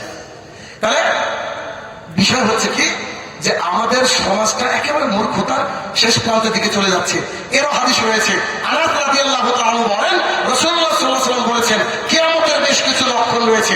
তার মধ্যে তিনি বলেছেন আয়ুর ফাকিল, মানুষের বিবেক তুলে নেওয়া হবে, ওয়াকসারুল জাহাল, মূর্খতা বর্ষণ হবে। হচ্ছে না মূর্খতা? চারিদিকে মূর্খ দেখেন আপনি, চারিদিকে মূর্খ, যেখানে যাবেন সেখানে মূর্খ। এবার আপনাকে যেটা বলতে চাইছিলাম সেটা কি, যে এই যে বন্ধন বলেন, গ্রুপ লোন বলেন, ইত্যাদি বলেন, এগুলা কত বড় ভয়াবহ, কত বড় কঠিন জিনিস। হাদিস আসেন শুনি। আর আব্দুল্লাহ ইবনে মাসউদ রাদিয়াল্লাহু তাআলা قال رسول الله صلى الله عليه وسلم, আব্দুল্লাহ ইবনে মাসউদ রাদিয়াল্লাহু তাআলা বলেন, রাসূলুল্লাহ সাল্লাল্লাহু আলাইহি ওয়াসাল্লাম বলেছেন, সালাসাতুন কাদ হারাম আলাইহিম মিন জান্নাহ, 3 শ্রেণীর মানুষের জন্য জান্নাত হারাম। মুদমিনুল খামরিন, নিয়মিত পান, বিড়ি, জর্দা, গুল, সিগারেট যে খায় সে জান্নাতে যাবে না। প্রশ্ন হলো, বলেন কি আপনি? বুখারীও 30 বছর ধরে পড়ায়, জর্দাও মারে 30 বছর ধরে, আর আপনি বলছেন জি আপনাকে বলছি, আল্লাহি আপনাকে বলছি, আপনি কিয়ামতের মাঠে আটকাবেন, কেউ বাঁচাবে না আপনাকে। কেন? আয়েশা রাদিয়াল্লাহু তাআলা থেকে বর্ণিত হাদিসে কি পড়েছিলাম, কুল্লু মুসকিরিন খামরিন। যদি হাদিসটা এমন থাকতো, আর আয়েশা রাদিয়াল্লাহু তাআলা قال رسول الله صلى الله عليه وسلم كل مسكر خمر الا জর্দা, ইল্লা খাইনি, যদি থাকতো তবে চলতো। অল্লাহি যে লোক বলেছে মা করবো ওর কবরে এখনো হাতুড়ি পড়ছে। আলিমে তো বলেছে কোনো, কারণ ওরা খায় এই জন্য বলে, কিছু করে না। তিন শ্রেণীর মানুষ জান্নাতে যাবে না। মদমিনুল খামরে, নিয়মিত পান বিড়ি জর্দা গোল সিগারেট যে খায় তারা জান্নাতে যাবে না, আপনি দেখে নিন। দুই, আর রাজুলাতা মিন নিসাই, পুরুষের বেশধারী নারী জান্নাতে যাবে না। সূরা আহজাব সূরা নম্বর 33 আয়াত নম্বর 33, সূরা আহজাব সূরা নম্বর 33 আয়াত নম্বর 53, সূরা আহজাব সূরা নম্বর 33 আয়াত নম্বর 59। ক্রমান্বয়ে আল্লাহ সুবহানাহু ওয়া তাআলা বলছেন, নারীরা তোমরা বাড়ির মধ্যে থাকো, জাহালাতের যুগের মতো নিজেকে দেখে বেরো না। একটা। দ্বিতীয় নম্বর আয়াত আল্লাহ সুবহানাহু ওয়া তাআলা বলছেন, হে মুহাম্মদ সাল্লাল্লাহু আলাইহি ওয়াসাল্লাম, তুমি তোমার মেয়েদেরকে, স্ত্রীদেরকে, মুমিনা নারীদেরকে বলো তারা যেন বাইরে গেলে তাদের দুহের উপর দিয়ে, বুকের উপর দিয়ে চাদর টেনে নেয়, জিলবাব হিজাব পরে নেয়। তিন নম্বরে আল্লাহ সুবহানাহু ওয়া তাআলা বলছেন, মহিলাদের কাছ থেকে কোনো কিছু চাইতে গেলে পর্দার আড়াল থেকে চাইতে হবে, একেবারে দরজা খোলা রাখা যাবে না। যে কেউ এসে বলবে ভাবি আসসালামু আলাইকুম, হাওয়ারি, ভাই না একটু বসে গল্প করি, এটা চলবে না। যে বাড়ির মেন গেট সবসময় মেনে রাখতে হবে। প্রয়োজন হলে কি করতে হবে, ছালা টাঙাতে হবে। ছালা যদি না গরিব থাকে না, ছালা বুঝেন কি, চটটা কি রাখতে হবে, কিন্তু গেট কি করে থাকবে, মারা থাকতে হবে। তো কি রাজুলাতাম মিন নিসাই, পুরুষের বেশধারী নারী জান্নাতে যাবে। পুরুষের বেশ কারা ধারণ করে, যারা জিন্সের প্যান্ট পরে, ছেলেদের মতো টি শার্ট পরে, ছেলেদের মতো চুল এমন করে কাটে পেছন থেকে বুঝতে পারবে না যে হুইজ হি আর হুইজ হি। খেয়াল করে দেখবেন, বোঝা যায়। এক লোক এক মেয়েকে বলছে, ভাই টাইম কটা দেখেন তো, ঘুরে বসে আমি তোর ভয় লাগি। দেখছে মহিলা তো চিন্তা কি করে, জাতিতে কনফিউজ। আচ্ছা, তিন নম্বরে রাসূলুল্লাহ সাল্লাল্লাহু আলাইহি ওয়াসাল্লাম বললেন, আর দায়ুস লা ইয়াদখুলুল জান্নাত, দায়ুস জান্নাতে যাবে না। সাহাবায়ে কেরাম বলেন, আল্লাহ রাসূল দায়ুস কাকে বলেন? তখন রাসূল সাল্লাল্লাহু আলাইহি ওয়াসাল্লাম বলেন, আল্লাহ যিকরু ফি আলাল খারাস, যার ভেতরে বেহায়াপনা রয়েছে, যার বাড়িতে দিনরাত টিভি সিরিয়াল চলে, যার বাড়ির মহিলারা বেপরদা, ও হচ্ছে দায়ুস। তারা জান্নাতে যাবে না। তিন শ্রেণীর মানুষের জন্য জান্নাত হারাম। হারাম মানে যাবে না। আচ্ছা, চুরি করেছে একটা মানুষ, ডাকাতি করেছে, এ জান্নাতে যাবে না, এ হাদিস আমার জানা নেই। একটা মানুষ দিন রাত যেটা করে, ও মরলে যে জাহান্নামে যাবে, এ হাদিস আমার জানা নাই। কিন্তু তিন শ্রেণীর মানুষের জন্য জান্নাত হারাম। এক শ্রেণীর কি, যার বউ বেটি বেপরদা। এই এলাকার 10% মহিলা যদি বোরকা পরে, 90% পুরুষ হচ্ছে দায়ুস, আর তারা জাহান্নামে যাবে। আমি বলছি, আল্লাহ রাসূল বলছে, আল্লাহ রাসূল বলছে। কথা বুঝছো? কথা ক্লিয়ার, একেবারে ক্লিয়ার করে যেতে হবে এখান থেকে। আচ্ছা, তাহলে কি হলো, কুতুবহি, কিতাবের প্রতি ঈমান আনতে হবে। কিতাবের মধ্যে বলা রয়েছে আকিমিস সালাত, কতবার বলা হয়েছে বলেন দেখি? 82 টাইমস, 82 বার আল্লাহ সুবহানাহু ওয়া তাআলা বলেছেন আকিমিস সালাত, তোমরা সালাত কায়েম করো। একটা ইয়াং ছেলে বক্তৃতা শুনে দাঁড়িয়ে রেখেছে, রাস্তা দিয়ে যাচ্ছে, চায়ের দোকানে চাচা বসে আছে, রোতরে স্ট্যান্ডে চাচা বসে আছে। তো চাচাকে ছেলেটা বলছে, চাচা চলেন যাই নামাজ পড়তে যেত। চাচা বলছে যে তোদের চেয়ে এমনি ইমানদার আমি বেশি, নামাজ না পড়লে আমার ইমান আছে, এর ক্যাটাগরি লোক নেই, আছে না? আমি ভাবি আল্লাহ তাআলা বোধহয় সূরা মুদ্দাসসিরের 42 এবং 43 আয়াতে ওই চাচাদের জন্য নাজিল করেছে, এটা আমি মনে করি। কেমন, ওই যে চাচা আপনাকে অপমান করলো না, তোরাই নামাজ পড়ে না, তোরাই যা ইত্যাদি বলে, কে বলে না, টন্টিং করে, এরকম চাচা বহু আছে সমাজে। আর যদি বাই চান্স কোনো একটা মেয়ে নতুন বোরকা পড়া শুরু করে, তুই দাদি কবে হলি রে, বলে না? আর নতুন দাঁড়িয়ে রাখলে বলে, বাবা মৌলবি কবে দিকে বলে কি নাই এটা এলাকায়। আর দাঁড়িয়ে রাখলে আর একটা কথা শোনা যায়, বাপ মেয়ে পাবি রে, বিয়ে করার পর রাখলে হতো না? আপনি উত্তর দিবেন যে যে মেয়ে দাঁড়িয়ে দেখে চলে যায় ও মেয়ে না, শয়তান, ওকে আমার দরকার নেই। তো এই লোক যখন চলে যাবে পৃথিবী থেকে, মুসল্লি নয় এমন মানুষ কি জান্নাতে যাবে? কথা বলেন, যারা সালাত আদায় করেন তারা জান্নাতে যাবে? মেম্বার হলে, প্রধানমন্ত্রী, সবাই জাহান্নামে যাবে। ওই যে চাচা আপনাকে টন্টিং করেছিল, ওই চাচা জাহান্নামে। তো যাওয়ার সময় আপনি তো টন্টিং করবেন, করবেন না? দুনিয়াতে আপনাকে করেছে, আপনি করবেন না? আল্লাহ তাআলা বলছেন, মা সালাকাকুম ফিস সাকার, জাহান্নামীকে জিজ্ঞাসা করা হচ্ছে, কি ব্যাপার চাচা, জাহান্নামে কেন, তোমরা জাহান্নামে আসলে কেন? ক্বালু, তারা সেই দিন বলবে, লাম নাকু মিনাল মুসাল্লিন, আমরা মুসল্লি ছিলাম না। মুসল্লি না হলে সরাসরি জাহান্নাম। কুতুবিহি, কিতাবের প্রতি ঈমান আনতে হবে। এরপরে রাসূলুল্লাহ সাল্লাল্লাহু আলাইহি ওয়াসাল্লাম বলেছেন ও রাসূলিহি, রাসূলের প্রতি ঈমান আনতে হবে। রাসূলের প্রতি ঈমান মানে আল্লাহ রাসূল সাল্লাল্লাহু আলাইহি ওয়াসাল্লাম যা দিয়েছেন, যেভাবে দিয়েছেন তাই সেভাবে মেনে নেওয়ার নাম হচ্ছে ঈমান। আল্লাহ তাআলা বলেছেন মা আতাকুমুর রাসূলু ফাখুযুহু, রাসূল সাল্লাল্লাহু আলাইহি ওয়াসাল্লাম তোমাদেরকে যা দিয়েছে তা কি করো, গ্রহণ করো।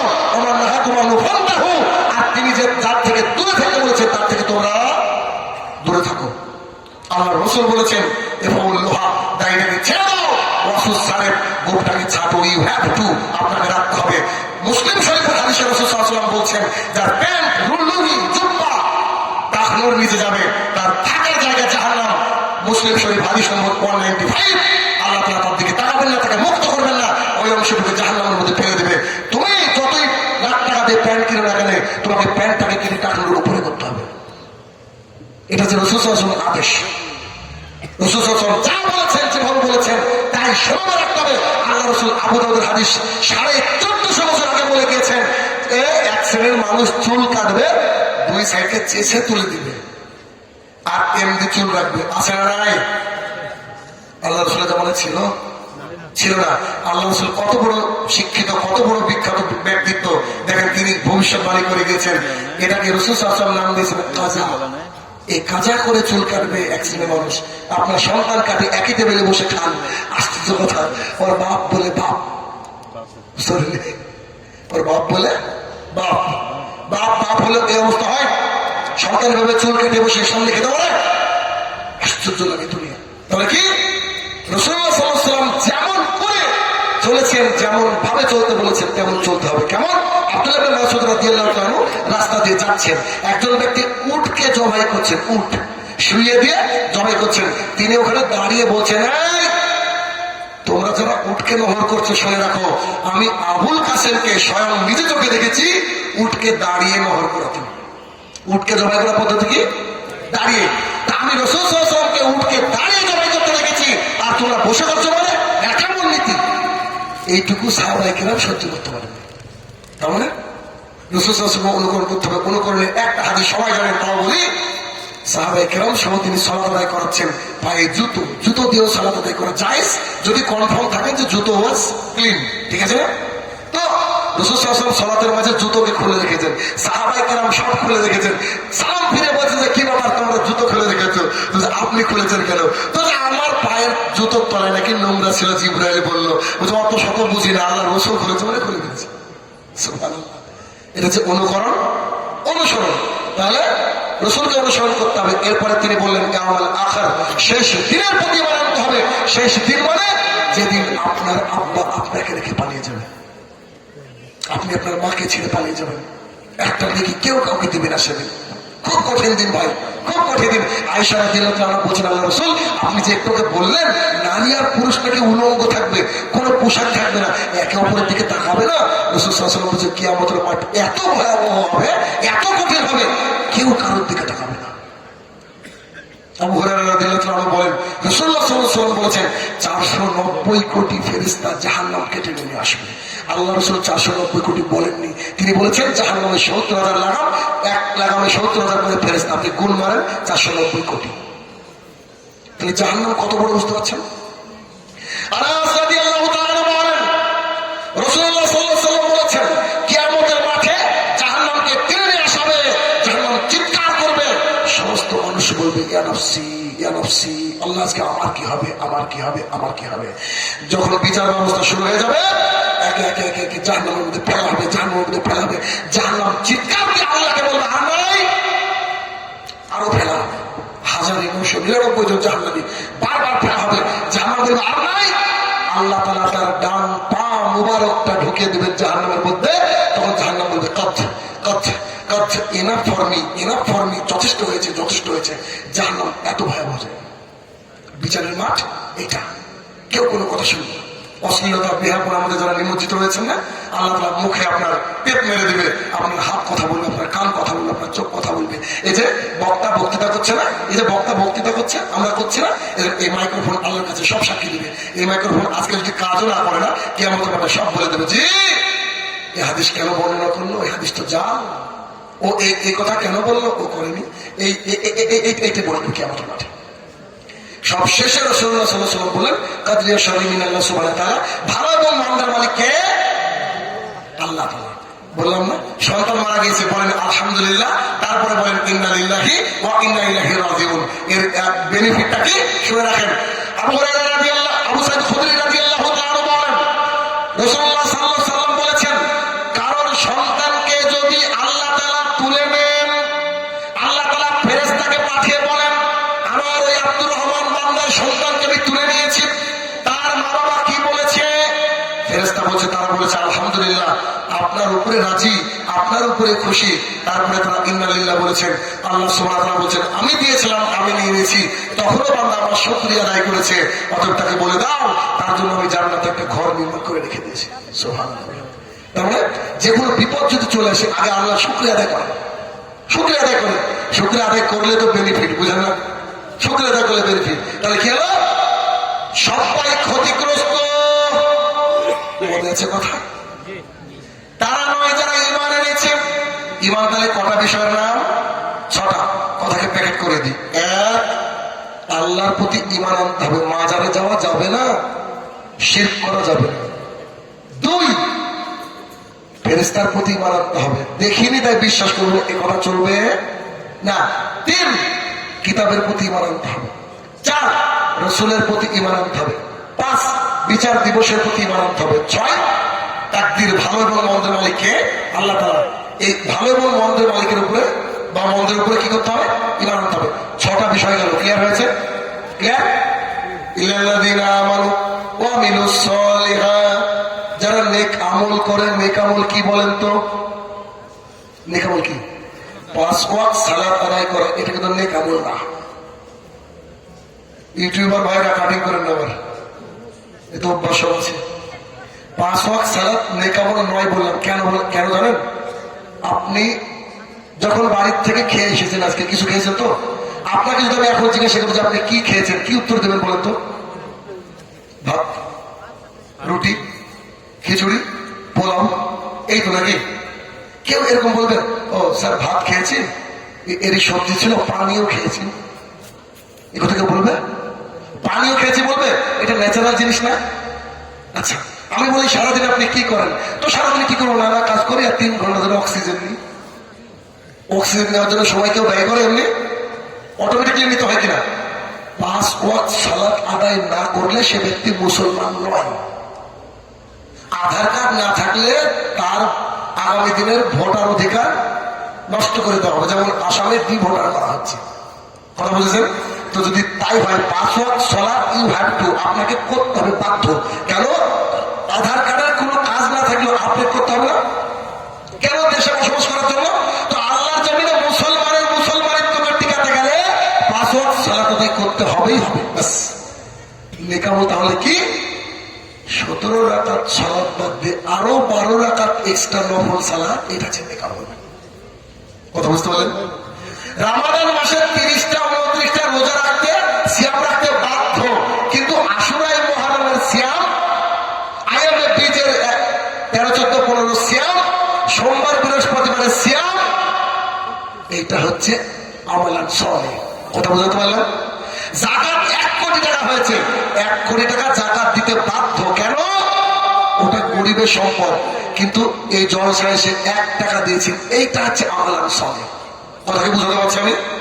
যাকাত আপনি দিতে বাধ্য, ওষুধ দিতে বাধ্য। ওই যে একটা লোক এসে বলছে যে 50 কেজি ধান নাকি বললো, এইটা ওর ওষুধ যেটা ছিল, ওষুধ হয়ে গেল, দিয়েছে উনি, হয়তো বা দিয়েছেন, কিন্তু এখন যেটা দান করলো এটা হচ্ছে আমলে সালেহ, নেক আমল।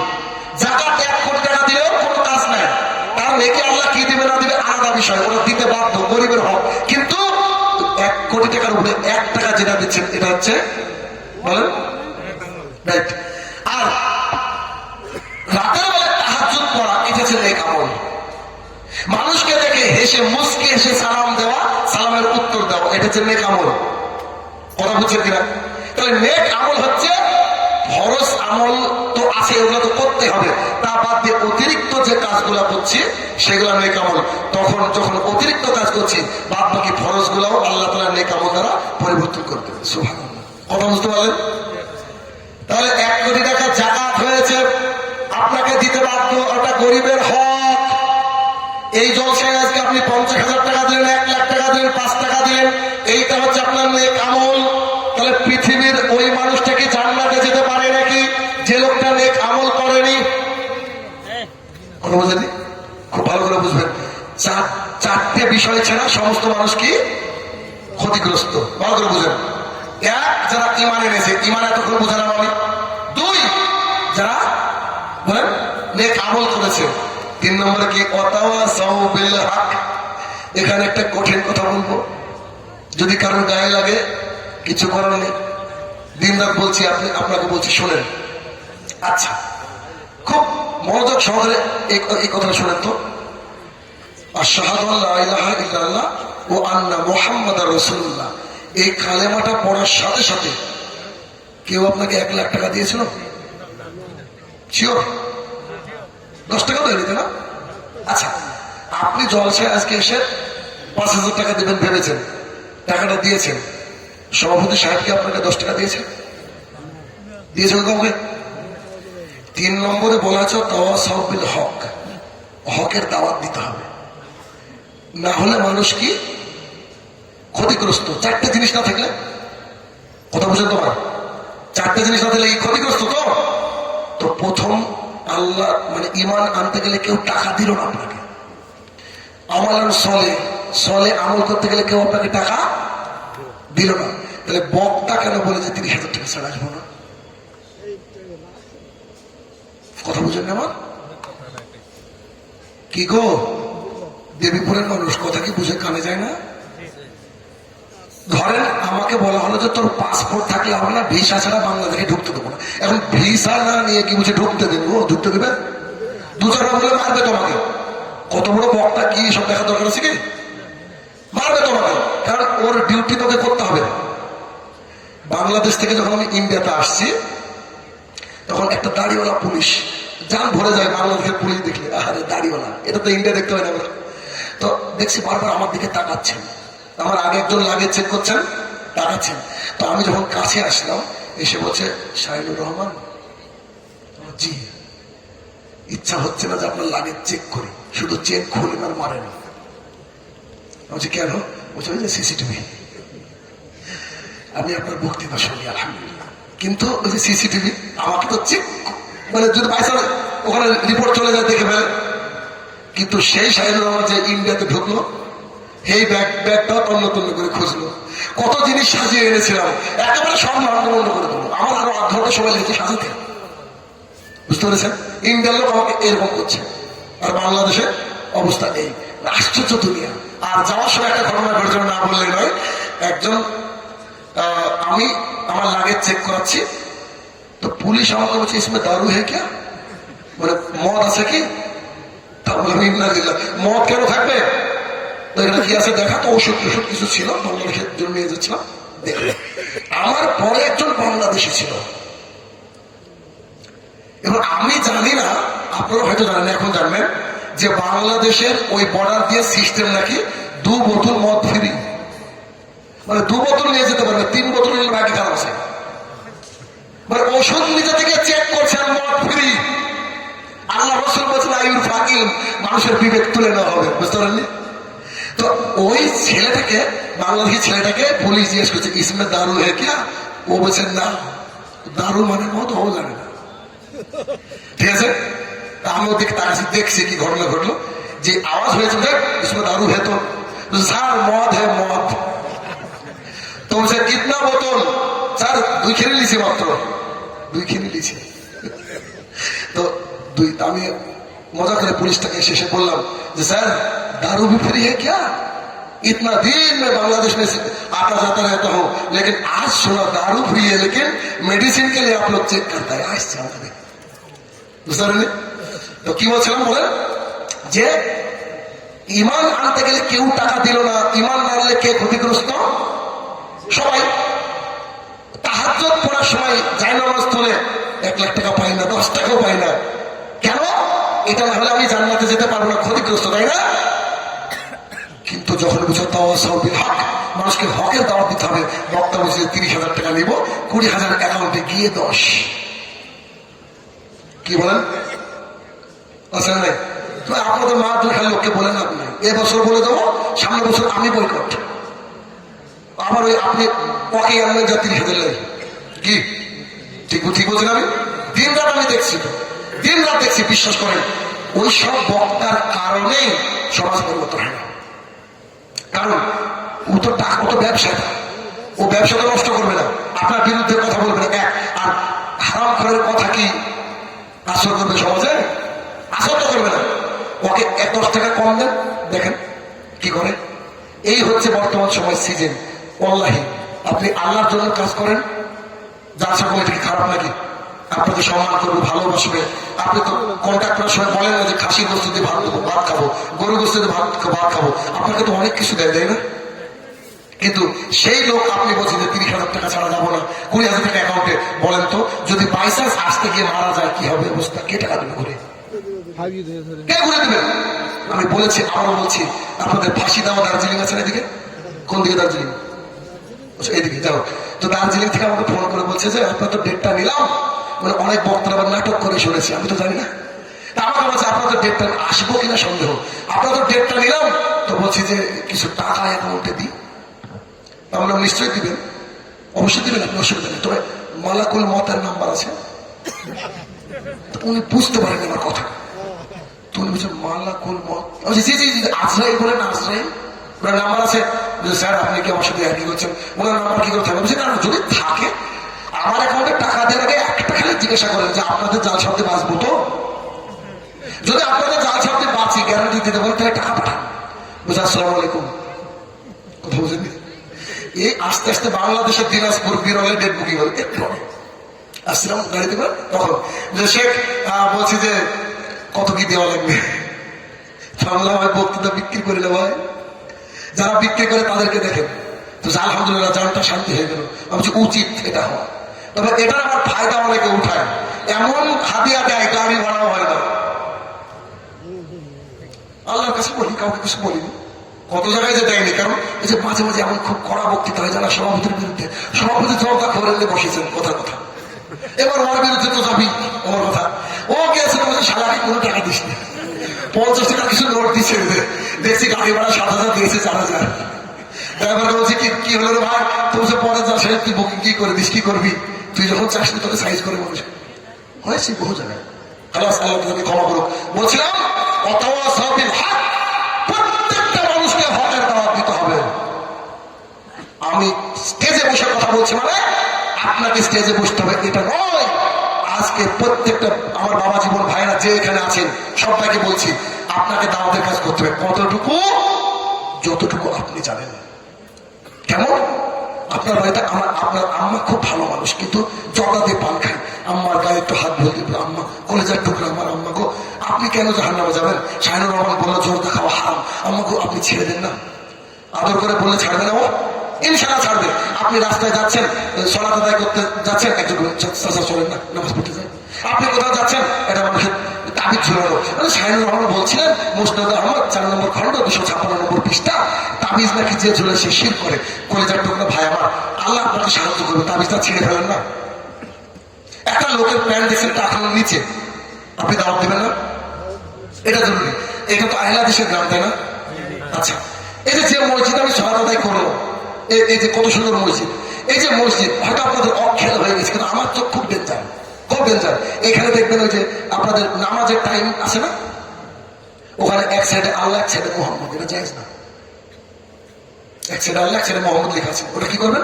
দেখেন একটা ফেবিকুইক আঠা কিনবেন, এই হ্যান্ডবিলটা ছিঁড়বেন, এখানে ছিঁড়ে এভাবে লাগিয়ে দেবেন। হ্যালো, ওখানে আর একটা ভাষা ভুল আছে, শেহেরি, শেহেরি ওটা থাক, চলবে, অসুবিধা নেই। শেহেরি, শেহেরি মানে জাদু, কথাটা যে সাহারি, কথা বুঝতে পেরেছেন? তা আমরা আহাদি শুরু করলে একবার ফ্রেশ থাকবো, ফ্রেশ।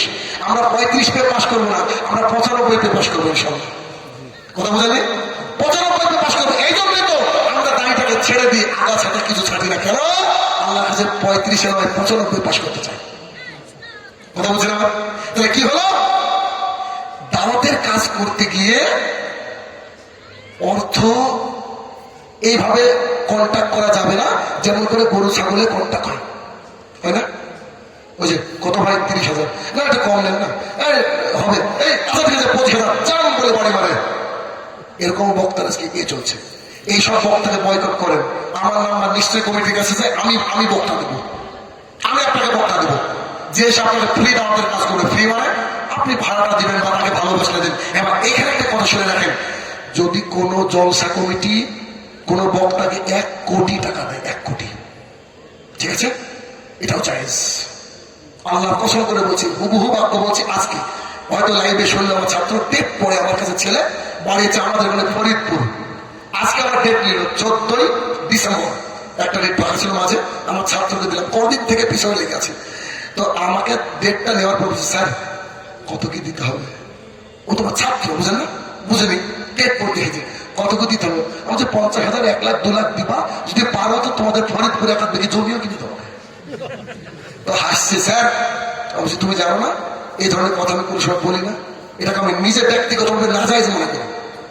কে কি বললো আমি জানি না, হয়তো আলেমদের কাছে দলিল আছে যে নেওয়া যাবে, আমি আমার ভেতর থেকে মানতে পারি না। আর নাহলে আপনি আমাকে দলিল নেন যে নেওয়া যাবে, তো আমিও নিই, বুঝলেন না? 2012 সাল থেকে মারুতিতে বক্তৃতা করছে, তাও আমার না, অন্যজনের গাড়ি। একটা গাড়ি কিনে নিই, স্করপিও, অসুবিধা কি? কি গো, যদি এটা জায়েজ হয়, আমার কাছে না জায়েজ। আর খুব কষ্টের একটা কথা আমি বলি, আমি এটা বলতাম না। মানিক চক, কোন দিকে?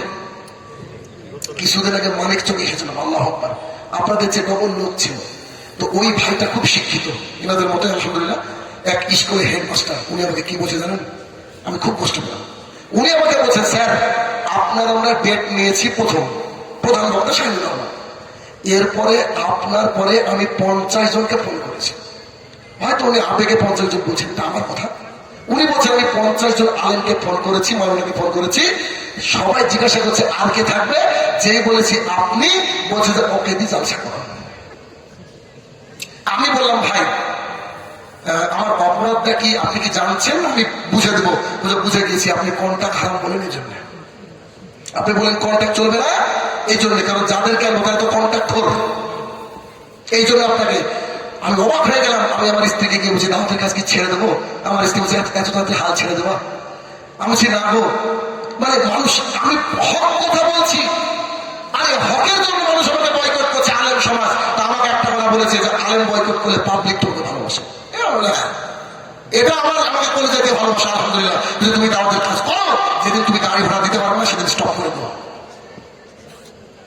কি বলবো আপনাকে, প্রত্যেক রাত্রে জলসা দেখি না, অমুক বক্তা ভাইরাল বক্তাকে রেখেছে, পাশে 30,000 টাকা দিচ্ছে, আর আমাকে দিচ্ছে 5,000 টাকা। অথচ সে কোথাও লুকিয়েছিল, ওখান থেকে গিয়েছে। আমি আসছি, আমার বাড়ি থেকে বাংলাদেশের লোকজন দেখা যায়। কোথায় আমার বাড়ি বুঝতে পারছেন? মুর্শিদাবাদ বলে তো আপনারা জঙ্গিপুর মনে করেন, আমার বাড়ি থেকে জঙ্গিপুর 150 কিলোমিটার রাস্তা। আমার বাড়ি থেকে বাংলাদেশ দেখা যায়, একদরে বাংলাদেশ, আর আমার বাড়ি থেকে নদী 1 কিলোমিটার। মানে বুঝতে পারছেন? আজকে দুপুর বেলায় বেরিয়েছি, এ তো কিছুক্ষণ আগে আসলাম, দেখলাম তো।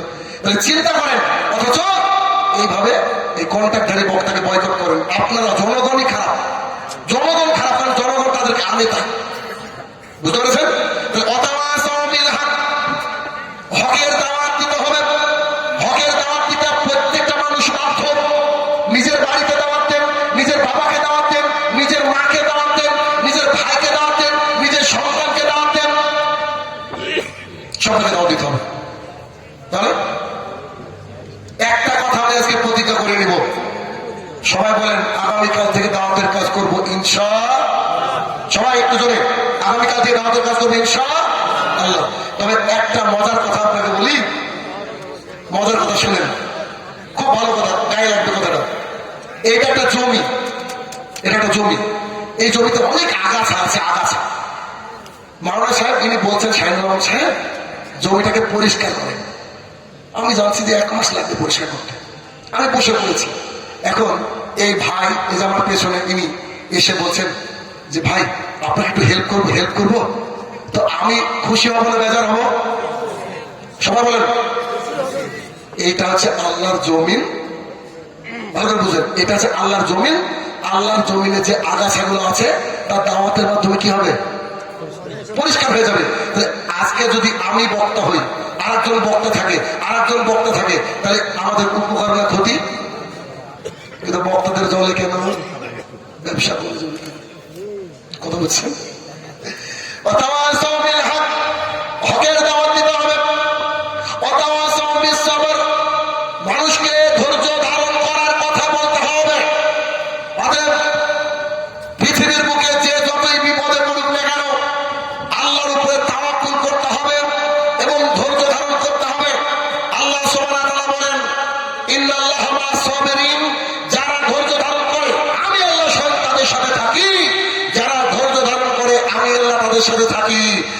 কঠিন জিনিস।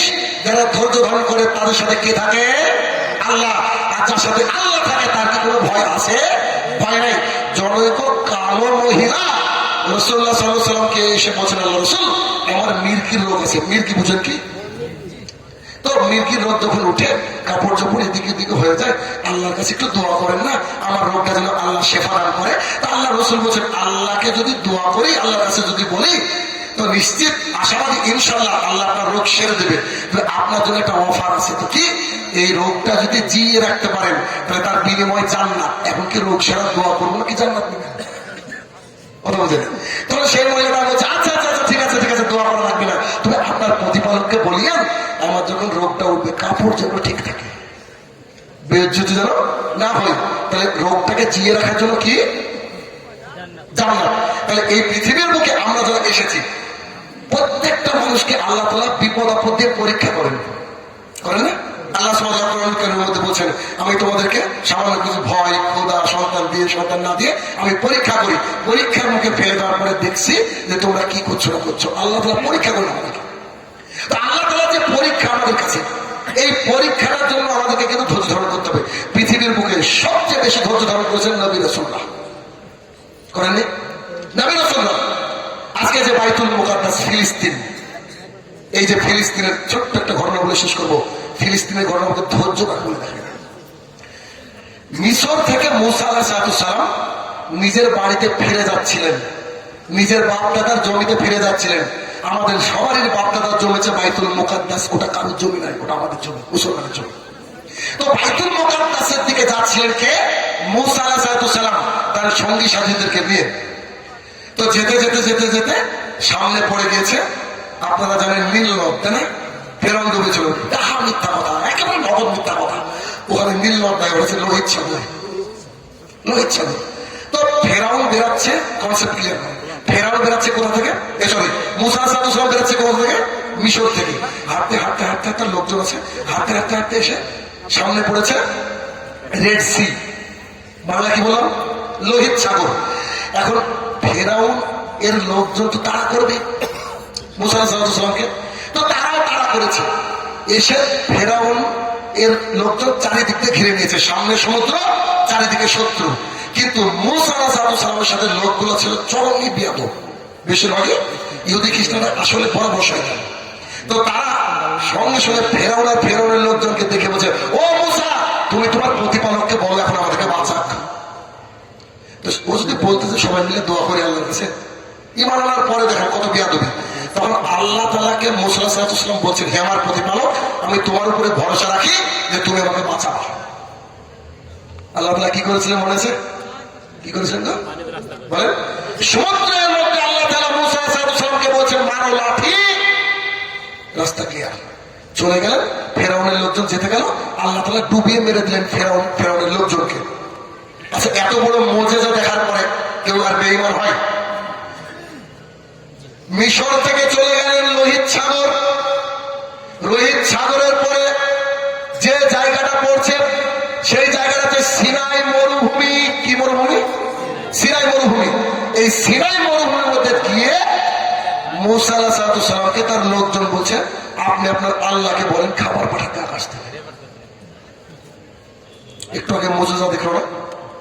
আল্লাহ সুবহানাহু ওয়া তাআলার কাছে তিনি দোয়া করলেন, সহ্য দেখেন নবীদের সহ্য কি, দোয়া করলেন, আল্লাহ সুবহানাহু ওয়া তাআলা তাকে খাবার পাঠালেন। বলেন তো নাম দুটো কি? মাশাআল্লাহ, সবাই জানেন। এবার মুসা আলাইহিস সালাম করলেন কি, তাদেরকে বলে তোমরা এখানে থাকো, আমি একটু তুর পাহাড়ে যাব। দেখেন কনসেপ্ট ক্লিয়ার হয়ে যাচ্ছে। ওই তুর পাহাড়টা কোথায়? সিনাই মরুভূমিতে। একেবারে ক্লিয়ার না? পানির মতো কথা বলছেন আমার। মিশর, লোহিত সাগর, লোহিত সাগর পার করে কি মরুভূমি? সিনাই। ঠিক আছে, সিনাই মরুভূমির উপরে কি? তুর পাহাড়, যাকে সুরমা পাহাড় মানুষ বলে। তুর পাহাড়ে মুসা আলাইহিস সালাম 40 দিন মতো থাকলেন। থাকার পরে তাওরাত আল্লাহ তাআলা দিলেন তাকে। তাওরাতকে নিয়ে কি আনন্দে যাচ্ছেন যে লোকজনের কাছে গিয়ে বলো দেখো শরীয়ত নাজিল হয়েছে। তাওরাত নিয়ে গিয়ে দেখছে যে লোকজন বাছুর পূজা শুরু করেছে। বাছুর পূজা। তো যে বাছুর পূজা শুরু করেছে তিনি তো খেতে গেলেন। তখন তিনি আল্লাহর কাছে দোয়া করলেন। দোয়া করার পর তিনি তখন বলেছিলেন যে কি করব? একে বিজয় করতে হবে। বাইতুল মুকাদ্দাস, বাইতুল মুকাদ্দাসকে বিজয় করতে হবে। মুসা আলাইহিস সালাম যখন তার জাতিকে বললেন চলো আমরা যুদ্ধ করবো বাইতুল মুকাদ্দাসকে বিজয় করার জন্য, তো তারা কি বলেছিল জানেন? তুমি আর তোমার আল্লাহ যুদ্ধ করো না। ধৈর্য দেখেছেন মুসা আলাইহিস সালাম? তখন মুসা আলাইহিস সালাম করলেন কি, একটু সরে দাঁড়ালেন, তার সাথে মাত্র দুজন মানুষ আসলো, আর বাদ বাকি লোকগুলা আসলো না। আল্লাহ তাআলা পাঠিয়ে দিলেন খিজির আলাইহিস সালামের কাছে। তারপরে তিনি বাইতুল মুকাদ্দাসে যাওয়ার পথে মারা গেলেন। মুসা আলাইহিস সালাম ওই দুইজন লোককে যে পাঠিয়েছিলেন বা আল্লাহ তাআলা মনোনয়ন দিয়েছিলেন, মুসা আলাইহিস সালামের সঙ্গে একজনকে আল্লাহ সুবহানাহু ওয়া তাআলা নবী বানিয়ে দিলেন, ইউসা ইবনে নূন আলাইহিস সালাম। তাকে কি করলেন? নবী বানিয়ে দিলেন। তিনি 40 বছর পর ফিরে আসলেন ওই সিনাই মরুভূমিতে এসে। আল্লাহ তাআলা 40 বছর গজব দিয়েছিল ওই লোকগুলাকে। তখন 40 বছর ঘুরে ঘুরে মাথা ঠিক হয়েছে, এবার বুঝে চলেন আমরা যুদ্ধ করব। তখন তিনি যুদ্ধ করতে শুরু করলেন এই বাইতুল মুকাদ্দাসের যে অমানুষদের বিরুদ্ধে, যারা জোর করে দখল করে রেখেছেন। যুদ্ধ করতে করতে করতে সেদিন ছিল শুক্রবারের বিকালবেলা। আর ইহুদি খ্রিস্টানদের নীতি অনুযায়ী যদি শনিবার পড়ে যায় তাহলে তারা যুদ্ধ করবে না, নিষিদ্ধ দিন থাকে না কিছুদিন এরকম নিষিদ্ধ দিন। আর যখনই নিষিদ্ধ দিন হয়ে যাবে, আর আরবির ক্যালেন্ডার অনুযায়ী দিন পরিবর্তন হয় কখন? মাগরিবের পর। এই ইউসা ইবনে নূন তিনি আল্লাহর কাছে দোয়া করেছিলেন। পৃথিবীর ইতিহাসে আশ্চর্যজনক ঘটনা ঘটেছিল। তিনি আল্লাহর কাছে দোয়া করেছেন, আল্লাহ আজকে যদি না জিততে পারি বাইতুল মুকাদ্দাস, হয়তো আগামীকালকে এরা উল্টে বসবে। ইহুদি তো চিরকাল উল্টানো জাতি, উল্টে বসবে। তুমি কি করবো আমি জানি না। আল্লাহ তাআলা পৃথিবীর ইতিহাসে প্রথম এবং শেষবারের মতো আল্লাহ সুবহানাহু সূর্যকে থামিয়ে দিয়েছিলেন। সুবহানাল্লাহ বলবেন না? সূর্যকে থামিয়ে দিয়েছিলেন। মুসনাদ আহমদের হাদিস। সূর্যকে থামিয়ে দিয়ে বলেছেন, ওই ইউসা ইবনে নূন তুমি যুদ্ধ করো, মাগরিব আজকে হবে না ইনশাআল্লাহ। সুবহানাল্লাহ। যুদ্ধ করে জিতে গেলেন, আল্লাহ তাআলা মাগরিব করে দিল। এই হচ্ছে বাইতুল মুকাদ্দাস। বুঝতে পেরেছেন? এটা আমাদের টাকা কি নাম করে দিতে হবে? আচ্ছা বলেন, আপনি বলেন। জামনগরের শফিকুল 500 টাকা। আচ্ছা শফিকুল ভাই জামনগরে 500 টাকা দান করেছে। জামনগরের মনসুরের ছেলে 2000। আচ্ছা মনসুর এর ছেলে 2000 টাকা দান করেছে। আল্লাহ সাল্লাল্লাহু আলাইহি আচ্ছা রাজ্জাকের স্ত্রী একটা নাকের ফুল দিয়েছে। আল্লাহ সাল্লাল্লাহু আলাইহি